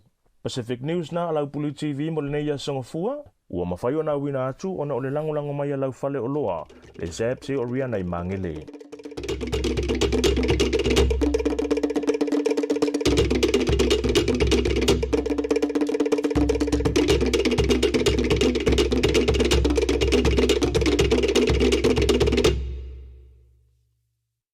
O le toi whasalowina nau tātou talo tō Pacific News Update lau BluTV tu ina sa watu ono le langologo sua le sab se oriana fa pe fo na tu fa de siam faloina ele suyo le tanto o una nei sunga Lorenzo Kaisara ele nei fa mangala fiafi le ua fitu minuto te nei le tu la e ono alo fionga Leaupepe maka o kia le pisi mai o le talina ai mai se lunga la le tanto wa live ia ilanto o le uma fa ona tadi mai le ta fesili mo le sa tu inantu o le tausanga lea sa amatalia pe sa fanau io mai rupunga sa fanau mai ai masoifua mai ai ia asli tamaita i leo Pacific 40 ia malita lofa voucher male unanga ia ile soifuanga nei ia poni usila nei foi ai tatou tele i antula e fa ai loa ia le tangata wa saola na tali ai malana ngaluenga to e fai mai o te mana o Leaupepe au fa fisilia tulava ile tulanga le so ko kangu ko fai kau fa sao ila to ulena tali mai e fe lolo ila to tu sala to tali ai mo ila to le fa fonga me le te mile nei e fa bela le faingo se tanto wa mio le la ula wina tunga ia sua fo ila to lena o mai tawina na tu sa to tali e le fa nga ngai ko inga kalifo ile le na uma e fa mai Bluwave se furu valu e ko yo so mai e ko Bluwave se furu iva e ko sa e ko Bluwave se furu ya o le wa what amai el potu malo lo ele taudia na twinga tali fa malo lua tu ile totele ai kasi lua kolu fa lima ongo fiku va Leaupepe e to avalu ila to le o mai tawina e tu sala to tali tausanga ya ai le ya lo va fa ilo atu ila ufionga Leaupepe e mafauna e sa no mai o le antonu le tausanga lea sa amatalia ile unanga male tautua ale Pacific 40 fa mole te kalie i ona fa iloa leo swafo ila to leo sa ola tu tat Tautai Asiata ya ole tausanga na amatalia ile tautua le tatou Pacific 40 ole Bluwave fuluiva ile masino yulai o matona malanga mai Samoa ile Bluwave fitu ya o inana matata pena mai lava se pisinisi fatino ya na to fa naula ya le tatu talo fa voucher matino mai limiti tatu Pacific 40 ile Bluwave fuluiva ile masino yulai no winga la o ila to uma lava na sa o mai ale tausanga Bluwave fuluiva yo no wingo ila to na la fa yellow filinga la to file vai malai po ai ole a laki ole a maua la to fa tau voucher se lautala fai la to fa tau ne fiafia wa le fa to atele ono lai matala te le fa lo I sala fai Palo fa vetai ia o le tali le na lua fe se furu maleiva o polo kai fo I malauto tali mai lungo le tanto o ilanto uma la vale fa to anto o me lua fe furu iva fa manu lua tu o polo kale tanto leina ai o suafa io ilanto leo le ala winantu na tutusa uma lanto tali ele to fe suisu ya ina ai fa fonga mai le o la ko ilo suafa lo no winga ia nga e kere ku mau se tali sitasi ia o le fa bela o ilanto nei o fau o loi leatua o Sabina Stowers, Sierra Liu, Juliana Smith, Matthew Pitovao, Margaret Tulanga, Valu Ese Sami, Toetu Simanti. O ilantou ne a whaio e whafonga mai le taimire nei la toa luatu o fau o Sabina, Sierra, Juliana, o Julianne, Matthew, Margaret, Tulanga, Valu Ese Sami, whape Toetu Simanti. O outou ia. Ele to suia anto tali ia mai le taimi fo ina matu tanto sile fa bela na fainga tango loa e a mai le numero o le tangata mo first come first serve ai tatou tele yo tu le fionga Leaupepe mo le se fa fsili le la va tu le va no le taimi lava le nei mo o to le wala wa tu to suafa o le no u savai numero telefoni le tangata le savai ia la le ska ko Leaupepe la le siva ngai mo mia ia mana me le ngoa le ngoa tangata le la fo ye le voucher o le suafa o le tangata le savai o le nuu savai ma le numero de telefoni tonu a vaenga ia mo o to umalea o le tangata mo o mi mai le la wan wela fa solonga le tiltilo il tanto live i le Facebook il taimi le nei no winga la tanto tapa il Facebook mo le nei yaso o le live o le tangata le mo mai o mi mai lunga o le tangata na le avatual tato fa mo o ta lia vaenga le Kamu mo le lo fionga Leaupepe. O le fo ye faile tanto top up titi sali Samoa. Em fa ona e fa lo tele. Fa fe nga faile tip le ka top up le mo Samoa. Fa tai Asiata. O to tele fo le malu la tunu o lo fa pe ona fisili ni lava le tulanga I vaiaso taitasi. Mol sila fia. O le nai ma fai ona nga il fa lo loa e fa tau mai ai o la wala mo moal na fai ona ia lul falo lo fa tau mai le top up te sal fai na se dairy o se supermarket o le pampensini o falo lo na la tala tu lo Maota mo lawa e ma fai ona ia nga ia tu ia fai e te mana o se top up te sal e ma wala se fulu tala luas futala tolus futala ma limas futala o mana fa tau mai le pepa top up e lua wala fai ona e la foi na top up na ilo ainga I Samoa. O lunga pepa tapa polo yele numero over selau tolu fafa falu tolu. E mafai ona Evelina. Fa tino ila yele la foina o le tapa pi Samoa. O le si awala. E mafai ona e alsa o la vai lunga le websites o le digitalrecharge.com. O lo tu sia fo le website na lunga le pepa tapa. E fengo fiana la fo o le tapa. E te leto e tau vilina numero over selau. Ai mo le lau tele la o no falo loa Asiata na o New Zealand ma Australia e ai falo loa fa tau top up ai o to tele o isi ia ma futa mata to pokalami e no foi America ia o Europa mai se tunu pena vola to New Zealand ma Australia e me fai ona ia sa o la velunga le mato website fa ngala ia lau internet banking po lau visa debit po lau Mastercard e la foi le top up le la tango sia atu la screen na Asiata ia e fa ai lo atu ia le tato website me fai ona ia ia ia okay. o wa mai ia le o mawar le atu o tato websites la le Digital International e sila mai I le fa solonga o loa I lunga ia malpito I lalo fo o le sa wai ia le services ia le Call International o le send money e la foi tupe o le top up e mafai ona la foi top up ia e ia tunu o lai e tau tua digital o le mfai na peisa o tuai foi le pili ia fa pemo meu cards fai me alofa ai ona wa unanga pito I popular ale ia tatou o tatou top up o lunga lai I le foi live e tatou shortcut lea o lea sa wai po fela tunu o te mana o la foile top up ia no e kiliki ai e anga i lo su Samoa ia vai faingo fia tele Asiata ia le o mo Samoa kiliki sau lo luna le ono valu 5 ia na ta sa o al numero temina Asiata ese numero e matau e Samoa teminei masana e vili ai Ioe e te ilola, le la uvatua le ioe. Se ke waka wa watu le numero o le la fata il temine nei lo fionga Leaupepe. La fata ita ua. Ia, o le lava la fata il temine nei a le afaina. O le la utango e fata ita ia tu ilisi numero le. Ina ia fango fia ona on fatino temine nei. Ia, pe la ta numero fitu o tasi lua o ya o milole top up now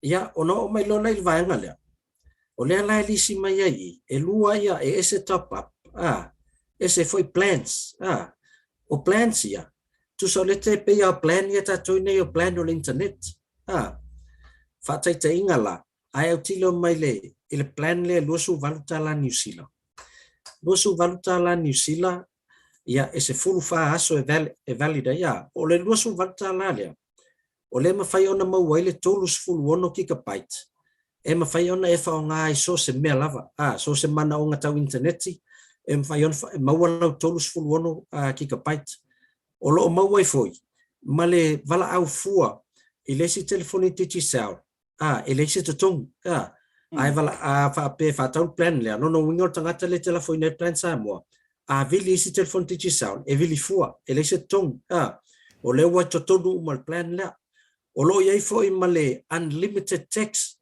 na le text o e pula le umio lo text tono sufa aso la o le wa tono le plan la o lo ye fo male luas full 5 international minutes e ma fai tangata le na la fo i le plan ona to e vili mai i New Zealand au se talia po America fa ngai le luas full 5 minutes ma ufual na o ye foi la mai si app ba ia tato titi sao lo ye Samoa e Maua ile musika e Maua ile mata ilunga o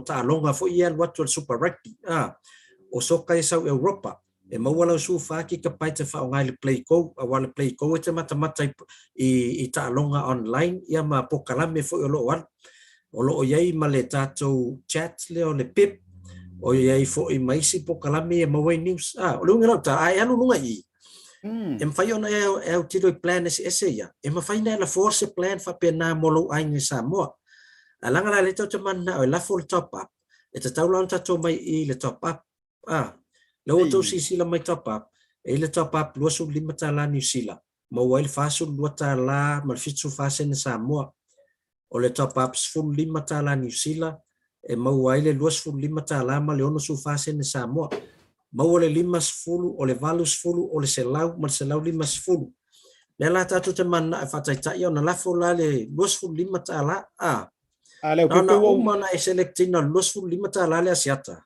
pe fa fisili nei time o le o le wo tau Maua inga le ngomela o te losi tama matua le fo e mafuta malita prokalami o vai tu ai lana sasani mai ia o le wo ia ula na numero pe mana o fina ngalo e fata ia tu ia ma va tu ile na luas furu fa mole lo fionga Asiata o e pule le tapo kalami o le numero ate mana ave o le numero na le la to mai tu numero la uponu ia ai mai la ia numero la sala fai io le foi le va tu le numero le te lo la fionga ia Leaupepe o te lo foi te si la fia le tamama tu le Leaupepe pilioane io asile nei tama wailonga e te vai la vai le malosi te lo tai la te se lau ona tau sanga ia ai fel wa ila vai shopping o tara fo ile le savali ilona so fo malo loina ale ma futa mai lungo le ta fa tanong o le fitu lua fa tasi valu tasi tolu fitu lua fa tasi valu tasi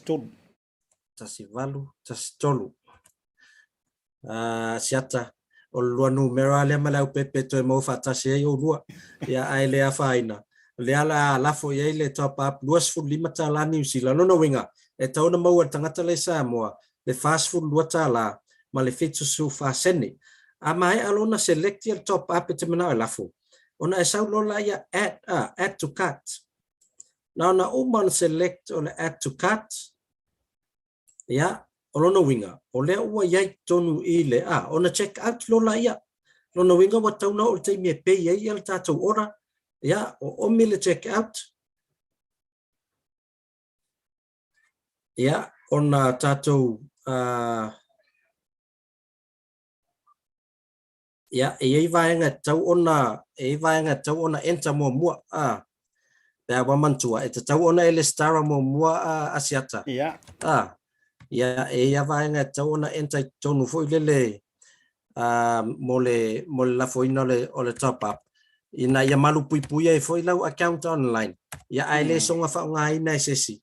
E la foi ia top up ale account oi o ele nga foi la low enter low email address. Awa ava pela lo su limata la top up le lafu. E automatiana alu lau email address. E tonu se ile fai as for related tasi. Ia tato fai longa e whanga solo te mine manu malo ai le S21, manu malo le Samsung Galaxy Flip, ia i man tato cash price lua se lau tala. Ia, le alawa se i o login la.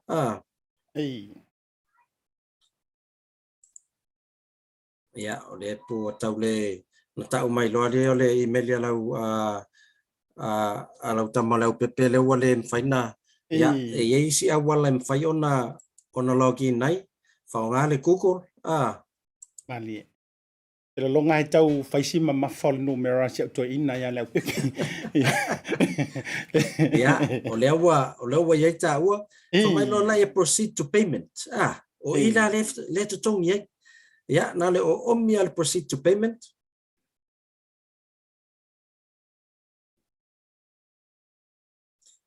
Ya, le la o sau lunga tatou options. O ila. Le te tango e fili a fa peo le visa po le master lau card na mo mali bank ia te tango ala select fa ta inga ia le lau tango e select ia le visa card ia pay now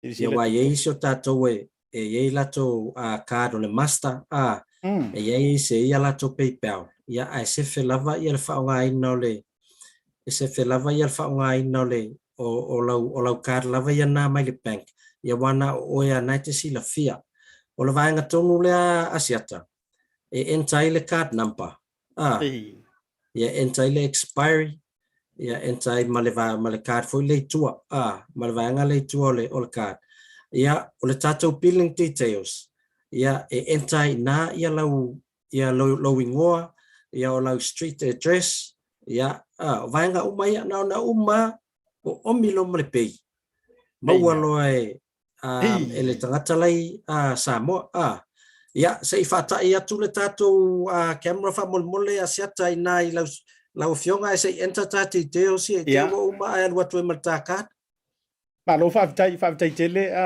Leaupepe o te lo fo se fa manu yanga awa nga fo ile avanoa o le a fa ilo atu ai ia o le mo ma le tanto manu malo ile tulang o le tanto Pacific 40 ma le tano fa voucher se lau tala lo no winga e le tasila ai lo fa manu yanga i mo le ni fiafi ia ona o le tau ma faina ia fa manino ma fa pula i lau sunga po lau fionga po ele te mafuta mai le fa o nga ina ona ini fo ia o nanga e fai ngofie fo i mo Samoa ai mai se lava le vaitau le nei o tantou fia ngai ma le wha mai. Ia le whako koi mau mai tala e uma o iese maa o tonga. Le whako toi tau nuu le wha mai lau whanua o Samoa. E ui e le i pepesi i tua. Ia le whako toi tau nuu atu ma le vaale nā lantu nei. Lono wingala e mo o mia i lava. Le tu ai ngā mala maanga lea e fai ngofie i lava. E te le whea ruai. E le kawaru se whale o loa peti tawaru se teri. Ia e na o lo sentena i lau telefoni. Uyo lea. Ia lau fionga Leaupepe pilione. Ia le na ua fai mea lo fatu. Ia o ngeia. Ma le mai al to telo tatou. Ia ua o filifilina o no te mana lama fo ista mamatua. O lo tau pati mai lunga o le tatou por kalame le nei taimi. Ai mo le tatou se ile sa ai sei vangana wa lo fionga lo pepe te finanga lo fasifo mai le tulanga de chisalo ntaole se announcement fa ilo le tanga dele wa manu malo mai ia mo ilan to fo ile mo tu sala fai ia asiata le wa mai ona o mi al tato payments o tato top up le ia o tato talia ia se Boa te tau ona saule le tato receipt ton e whaingo fie leo nei loa. O la ualu le top up luas fu limata la anga i Samoa. Ia ma taunu waile le top up il numero tangata lai o. A le whaingo fie le na mo tato waia e te leto i tau walu se whalo loa. I tula e te leto i tau walu fu e tala misi tupe le ATM. Ia ona e saula ia la ia to e fatino la foino le fa tau male to papi fallon fatino ia e ui lava o awala se foina le available mo tato ia le la o mo mai la uli city le o sau ia o le fa mai ai ia o le sa fa ngala o ka ia e la foile to papi le fitu lua fa tasi valu tas tolu e lua su limata la New Zealand le sa fa ngaida ia o la o tau no le top up na tato numero i Samoa Asiata. Ia, o fatai te ingala na fatino ino tato la foino top up online. Mo tato titi sound. Ia, o talia il tato wina le mo tato Pacific Ford. Palo favitai le au nanga e ui o le ua mawai wato ai le matu pana bala fa sama rio le anga le leile ne ya so le telefoni fo te re ro se la ugo ingola pepe pilio ne po o ai unga ngingu mela wa mai ui o le wa ai le nantanga tai Samoa ia mafia wato tulu inisio o tara ia me se fo o le tulanga i tara sa ma top up i titi seli Samoa. La tato mea, o le tangata mua le nau sitai mai le tūlanga o le tatou whaatonunga na au watu.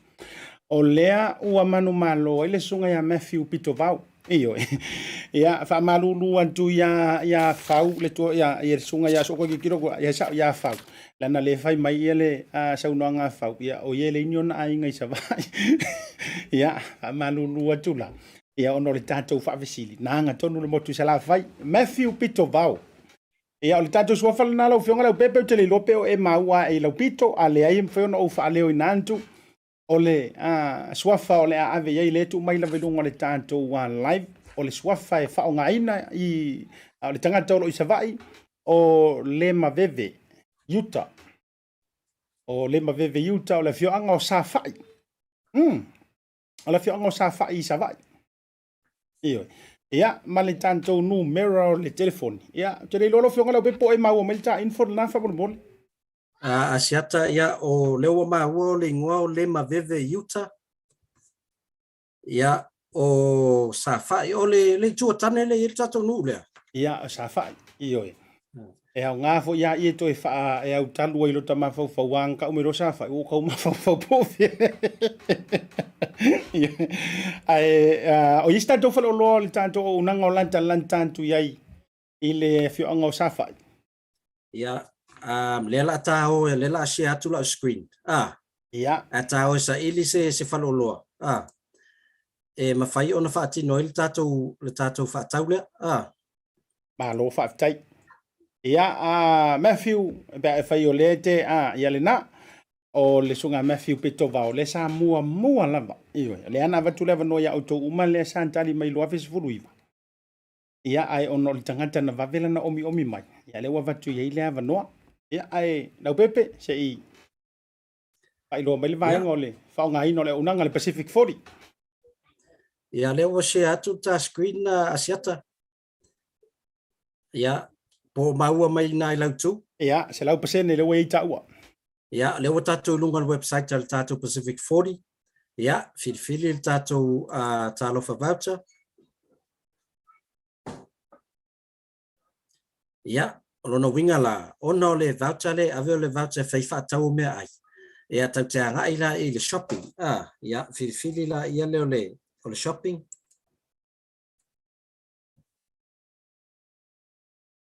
ia le o saulisi o tatou faloloa Asiata ono no winga la fai o Safai o feani nu tu e tau tu lata ia Safai Inai satol pai. Matautu a vao le lepa whangamalo satol pai. O lea foringa mai ma a whai o sa whai lo na winga. O sesi o whaloloa inai satol pai. Ia. Ma inai le whefo le langoto. O le lau tango e tau lau atu ia fioanga au te loi lo mafufau. E amata tuai sa le aula o a vao o matautu sa to le pai pangamalo le lepa. O te loa o nisina o fioanga na mawhai o na lata iai ia safai. Ia, nai sisi la mai le e tato whalolo le sa le aula. Le foi e tato whalolo le langoto i ngai whangamalo. Le mo le lunga le mo le sunga ya Matthew Pito vao em fefana so zoni mai o fio anga ye la watu sa le aula o fangamalo o ile si fio anga Leaupepe satol pai a vela o mi mai o fio fa o loye de tau na lanta tu sa fa e fa te atuai le voucher le fa mo mole ya le wa vatu fa sili wo te lo le mafuta mai le sunga Matthew Pito vao ya ai ona failo mai la ile au te loa la tala ia te lo posa le aula ia wa vau le si fio anga te loanga ia ai te lo tau mau te le va il pito laio a fa pe le te sau mai sale aula e o malo se le tato falolo le sale aula so lo tato falolo le a weta mo ngoi satol pai satol pai ia on satol pai le tali mai Matthew Pito vau o satol pai po o sale aula fa mo mol ia le ala avela le falolo weta mo ngoa i satol pai ia le ala wa tato kiliki ne falolo o weta mo ngoa ia ne auto sila mai tato vouchers ia o le voucher se lauta la le tato te manna oi ia o voucher se lauta la lea ia le ala add to cart ia e ono sfuta la ma le ono tasi sene le tau o le voucher lea ia le ala add to cart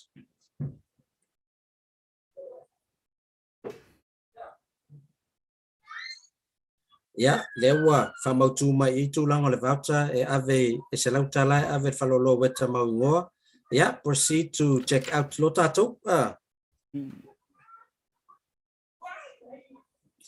ia le ala tato voucher lea ia se au mai pele sua fole na man malo tato voucher e se mai tangata le ave le voucher o le sunga ya Matthew Pito vao ia Matthew Pito vao ia le la faunga atu ela o email address mo terminate mali ia mal numero telefoni ia o lalo la il tato receiver details ia le la alway le maveve yuta ia numero telefoni la fo iai ia toi alta numero na le au mai asiata fitu fa ono valu fitu fa ono valu ia le la toi saulunga ia toi siaki la oka se lauta la ono su talama le ono tasi sene ia le tau le voucher ia tu lo ia mal tato fi ia le tau ato le tato voucher e ono su ono tala ma le ono tasi sene New Zealand o le la o fa ngana le internet banking asiata lo fionga Leaupepe wo vai lupeo e mfana toi tau refresh lango leo te tau vai tu lungo le tanto screen no pe yo le e tau frozen le le tatia mai lava le tanto one tai lungo le Pacific 40 le mai le lisio tanto fa loa ina nei mai maule ta demonstrations ai mai se fo ia amol mole lava mfana toi tau refresh ai le longo mai le tanto insignia ia le fo te tau tiro to le o minoi e se lava ma le page le ia le Pacific 40 ba le lisi lo fale o loi lalo ia se on sai me lava ala faina ai ia le ala to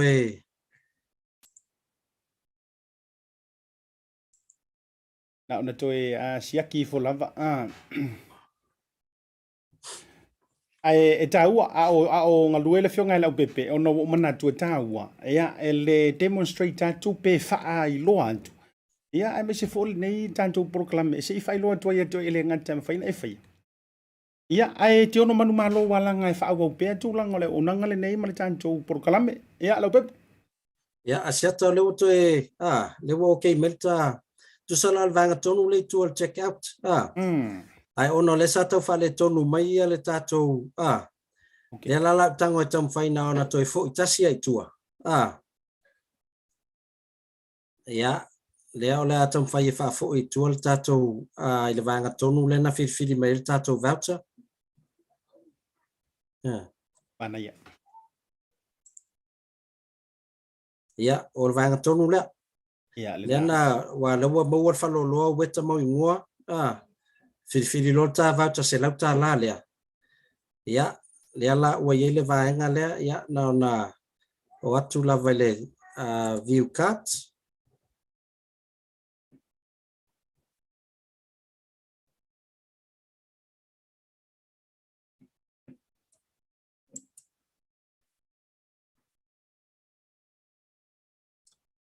Ia, le la utata o mai lo vanga le tua le ai fa tu moi ia le ngor tanga tele la fo tu le voucher.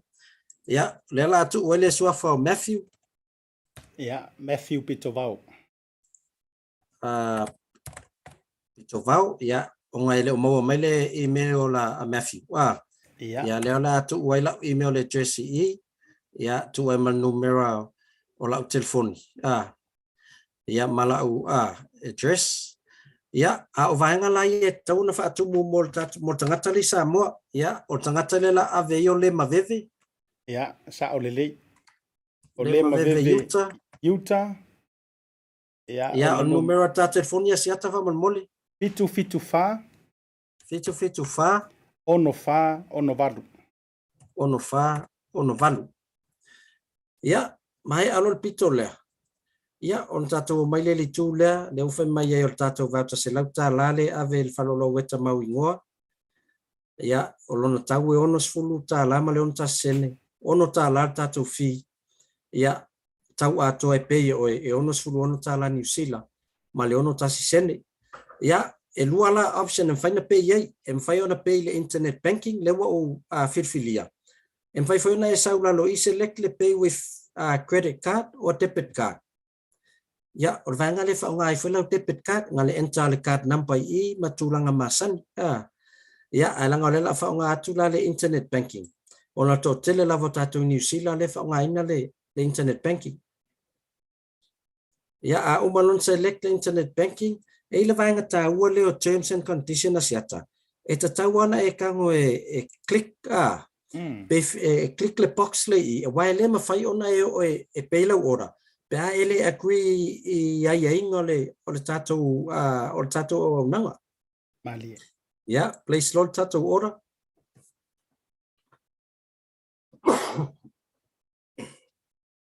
Ya, le ala wa lunga le internet banking. Ya, e fili la va po fellow bank ya fatita ingo la bank o le ESP.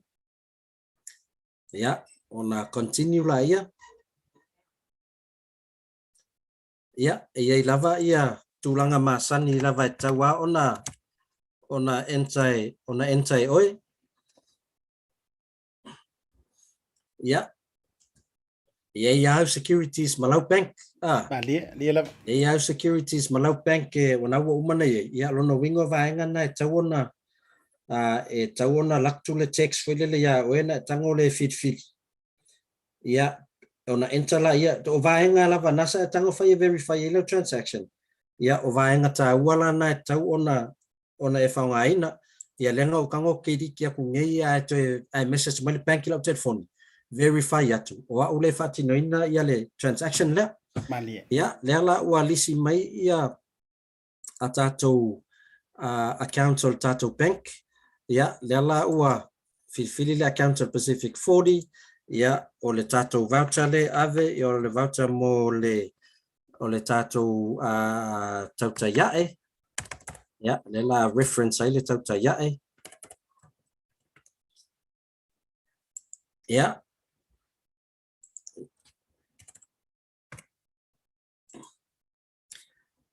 ia o le vavela na o le tatou O le vavele na whaatino ino le online. Ia, o le tātou Pacific 40. Ia, o le 40 ngā mai Asiata o lo iai le security check e tauna toi siaki. Ia, lo no winga tauna tātou toi fo iai tua. O vaenga ia pui iai au i lungo o le tātou website. E whailo mai iai foi. E a tango le stangata e whao ngā ai le nate le iroa u password matulanga na. E le mwhai au na alu tātou voucher. Peila tulanga le lauto e foi mal tātou voucher i. Ia, ona tulanga le ngā tango whataitai. Le whao ngā o le accountant business. Ia, ai mantua Asiata. Ia, ia vaenga o le tātou Pacific 40. Na o la tau ai mwhai ona whao ngā le account lea. Rono winga le mwhai whao ngā tā ua. Ia, o tulanga na. Ia, le la tā ua lai whao ngā lava tā ua account. Ia voringa me le whatangata ua le tātou Pacific 40. Ona tā whaongaina le accounts lea. Ona le laua fail my security check. Se vaila le tā ua o le malu pui o systems. Ina ia awana ia se tūlanga voilele. O le tango fo lesi whaonga le account lesi. E tau pei e lana voucher. Awa o vaenga la ia. Ia e mawhai ona e o atuai tūlanga voilele le tūlanga so tūla fono. Awa e sele malosi foi o pui ngā New Zealand vaenga nea. Tautua nā. Awane e tango fuofa o ngā le account listangata. E tutongi ai ia la voucher. Ia, le la tātou whai atu ta internet banking. Le whao ngā lola ia le account lava au. Ai le whao ngaina le account le tātou business. Alo whawtai lo whionga Leaupepe o tai ai le tūlanga lea. E se le tā ua o le tupu mai o le vaenga lea. E se le lona tā ua. Walanga e mese fo i le pōwhalanga o le mai moanga le mamalu o le antu nuu. E tā ua nei tamai whatia tamai. Po nei tamai vaenga lea te uia. E o ina mai hei foi. O e mese le si tangata mau teilo. O le mata mai mo mai nisi. Ma whai tau whapea. E or whaingo fi e ia no te tango whao ngā le kāda lesi. Whao ngā le account lesi. A lea la ua mana ia te le tupu mai o le tamai. Le tamai whawhita uli lea. E whaai loa manino ma oti mai le manu le tunu. E le kaulia e le sao i le whainga ngā e le isi walanga a e le malama i tūlanga ofisili wha le puipuinga, wha securities. E te iloa lava o e fesili e te tauna e talino. I longo inga, o le kari. O koe wha maruru mai o le e sesele accounts le naite fosia. Le wepe pea whapeo le. O seti ta pito la au? Ia, o leo toi titi lava ready ta ua Asiata, e vave lava tūlanga masani, ia, e te ua peane la tunu o le umile, o e vave a tūlanga masani ona whaatino i le tātou tautua. Ia, e ono lea tau whai whataitai ina ia tau lava silafia. E ifo i teime tutupu e me whapea wai e ifo ina i ainga, e se al kāra lomatua, e se al kāra tama, ia e teime tango o tama tau fosit whangana o le kāra lomatua. Ia e whaifonga, ia e leo talafia ngai ma. Ai whaptai whai o leua, whaptai whai o vai lupe o wholauri sa tele msau nola o whionga le lipo. Leila o leu manino e fwoi. O te loa la o whionga ia whalute o le puresili. I le tātou. Awa o te loa na paule o le tangata. O loo iai uma tu ai ngā access i le tūlanga i le whaonga ino le account le company. Ia e malia i o te lopele o te maolawa ni tausanga o na te tala fo ile le whionga whalute tūlanga o isi uma mai. E lau o whionga. Tautai Asiata, pe mwhai antoi au mali numero tātet foni mō le maweve whamon mori. Ia, le la antoi arua tu le numero mō le asunga le maweve, fitu wha. Ia. Ono valu. Fitu wha, ono valu. Ia, se i whatai maili tātou. Ia, te i tu atu tātou camera. Ia, nawa iai.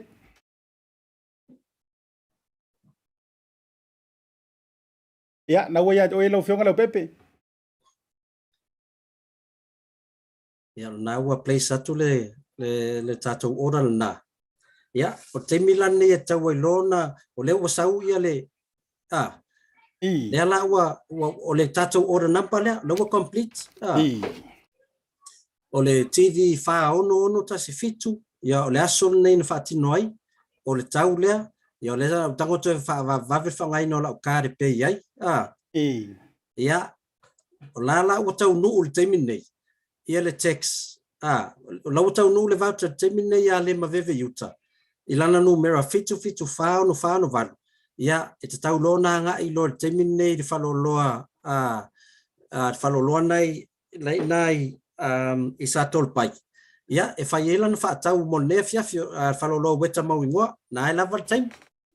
Wow, ma tau tia le vave o le whainga o le Pacific 40. Manatua, e mafua na tau umilo o taimia o sau noa le whionga Leaupepe. Ona wa eno fufua wha o ngare kāda lesi. Ia po lo le mautonu lava fo I o e I tūlanga ofisili wha le puipuinga malu, wha securities. Ai a wha bene o nae solonga le leime umana e le stala. Wale tele lava fo isi devices. E le stala lava ia ma wha mawina I lava au information si lungo le na device. A warle le tūlanga mo mio lau password le teimi te alu I tonu. Ai mo le toi avatu, le sunga ia le maveve yuta.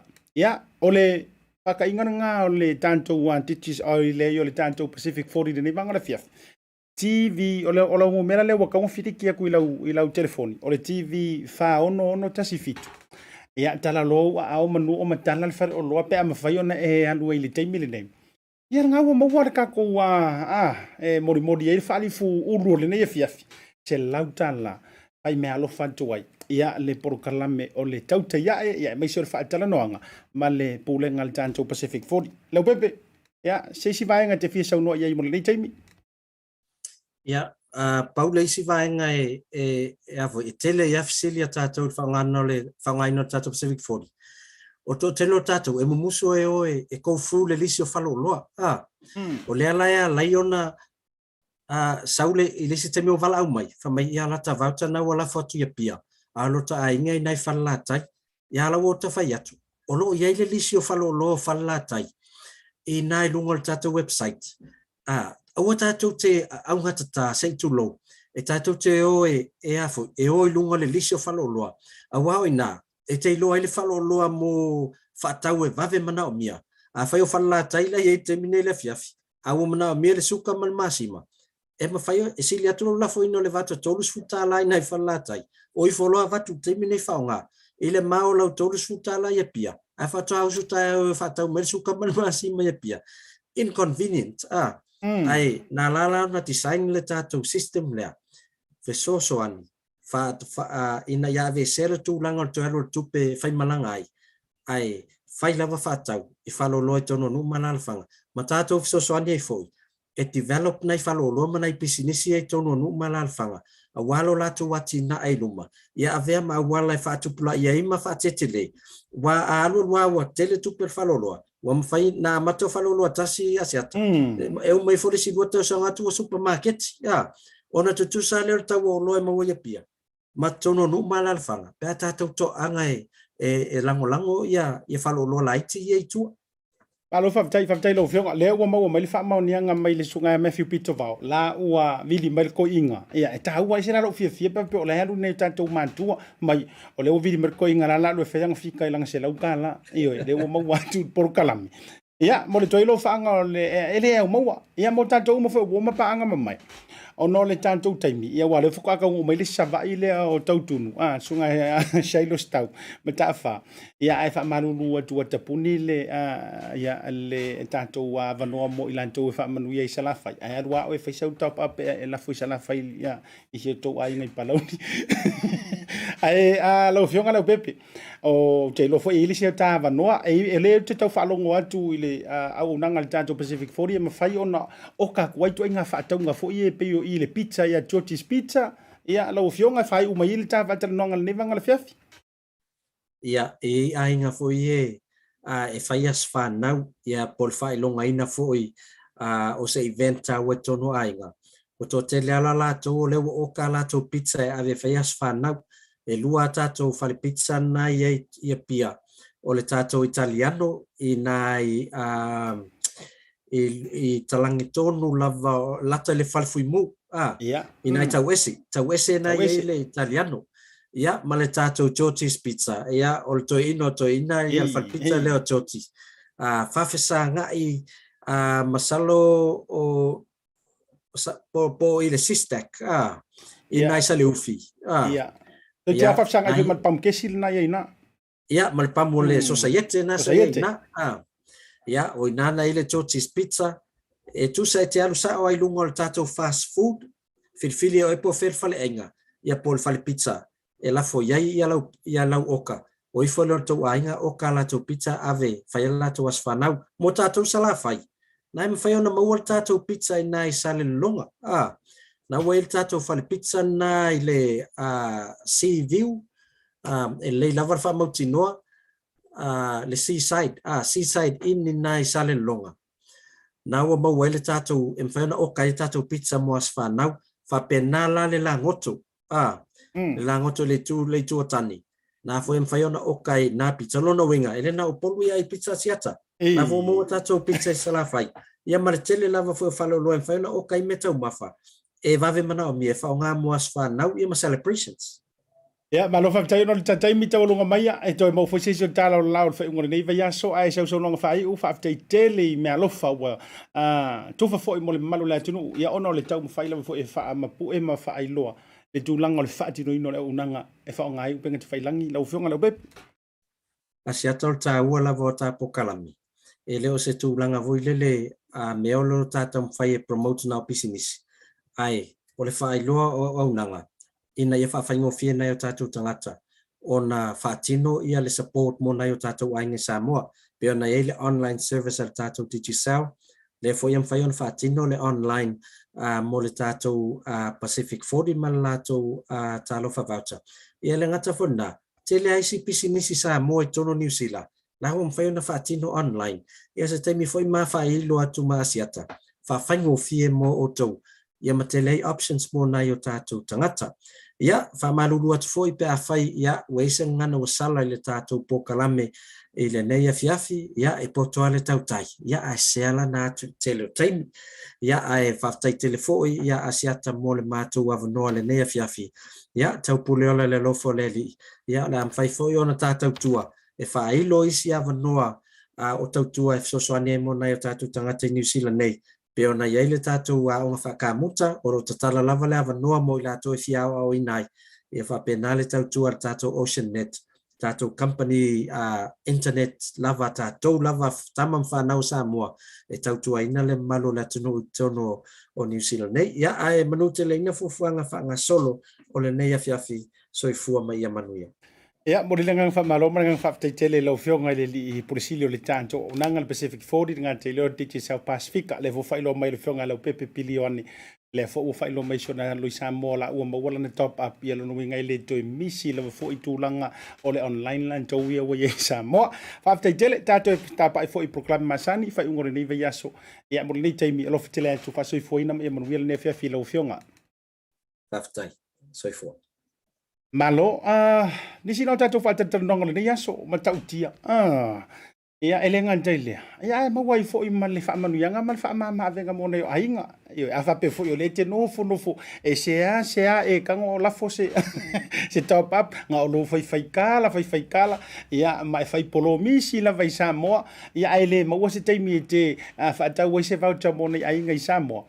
Ia le nā ua whailo antu ma wha ilo fo le seunga le fionga ia Leaupepe ia le tūlanga o le whainga po le whaatino ina e whaonga i le tūlanga i online lono winga te o le whainga o le tātou vai aso ia no tarusanga le pe mwhaiona whaata i le whainga o skako pizza ia Tiotis pizza ia no inga oi fo i se numero le manuia le nā fiafi ia longo winga o le matua ai ia matua ai oi fia e tali le sua ia tātou pizza lau te tele fo i e pe o lau le lampo ui o lea nisi o tātou update mai se fo o tala o toa me i Samoa le satu ina tu li tātou update ai le i whaewina proklami le fo boto e o le whaama i lau i le o Samoa e ui e le i pepesi tua i le community si no fuanga lau tele o le fo o whaeloa mai i le malanga le vaalelele sa malanga le sona nafi i Samoa to o valu i lantou le ana whaamaunia ina ua taunu atu ua maua maafia i le whaama i o le COVID.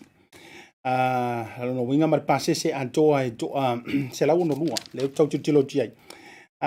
Se lau no lua le pasese antoa la fo ua whaanofo e sea, mana tua o tūlanga la vai ei. Le whaanofo e sea i lantou le to ai taunu, mo le luas fultasi aso pe ai taunu vai aso, i le whaanofo e sea. Ia, e te leani fesili u te lofo.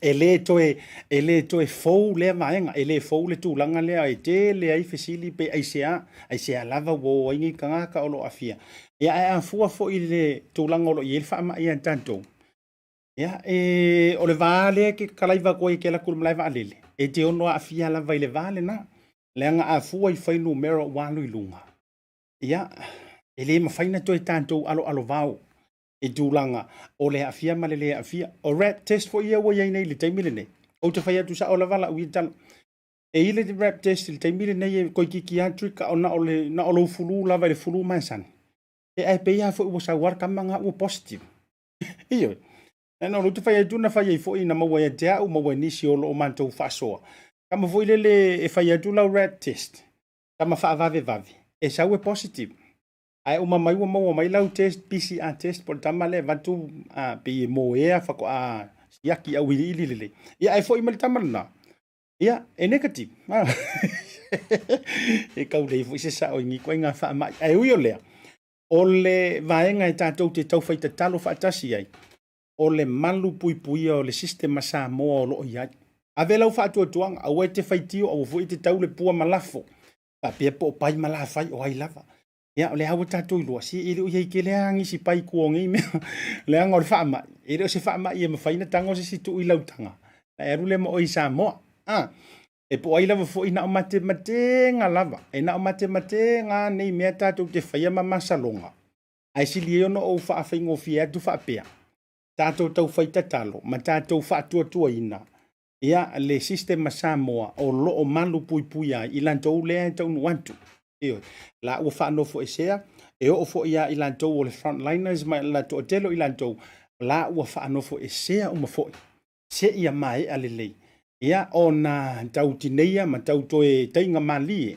ma whaasoro manuia ia le tūlanga o iai lantou sa afia na malangantu ia e ke ro fo i la ua tatou te tau le poa ma whaapea mai o kangakaya nga avako e pai malawhai o aina le ai e leisi si tatou te tua ia tua i lava le wha mai le anga ua pipesi ia ile nei vai tau o le soifuanga paule mea tatou talosia to tatou watunu ia malu pui pe aua ne ia se maenga e ono pepesi ai tua ia ai fa malo si au foi mo ilantou no fo ila vol tantou watunu wa leo e fai o lantou tui pui ia ta si le maenga wa fa mawina ma yoina o le e ma ile tūlanga o le afia ia mai tinga i ngole fa mai nisi na o tantou vaenga nai lungo tantou puritini fo ia le tantou BluTV ia fa ile ma le proklame le nei vanga o le fefe fa tele le usila mai mong au ni ngalo Lorenzo Kaisara le tantou proklame fa au ma le fionga le minista o pisinisi ala manuia ia ma leipa le fetalinga ia le antino o po le fionga fo ia i le tupofia le fionga le fo muina Wayne so ialo ia ile aso atai au ile taimi masani la fo toli mai ai e fa au wel tanto fa antanonga pe fo i ona ai ma tu o le fa au pe ni usile nei le sa fo la o le fionga i le minista awala ni ngalo so tai au tanto por kalame masani ia tenga na o le tau tamali le nei aso la fo fonga va tele tatou toi filo ai te masani le aso tai au tatou fa antanonga fa au ma le au nanga lau BluTV po lau Goodman TV ai mai sore tautai ia to ono Asiata Pio Vaoliko ia ma le tatou proklame il tatou ofisa au tu nei manukau pa soifua ma ia manuia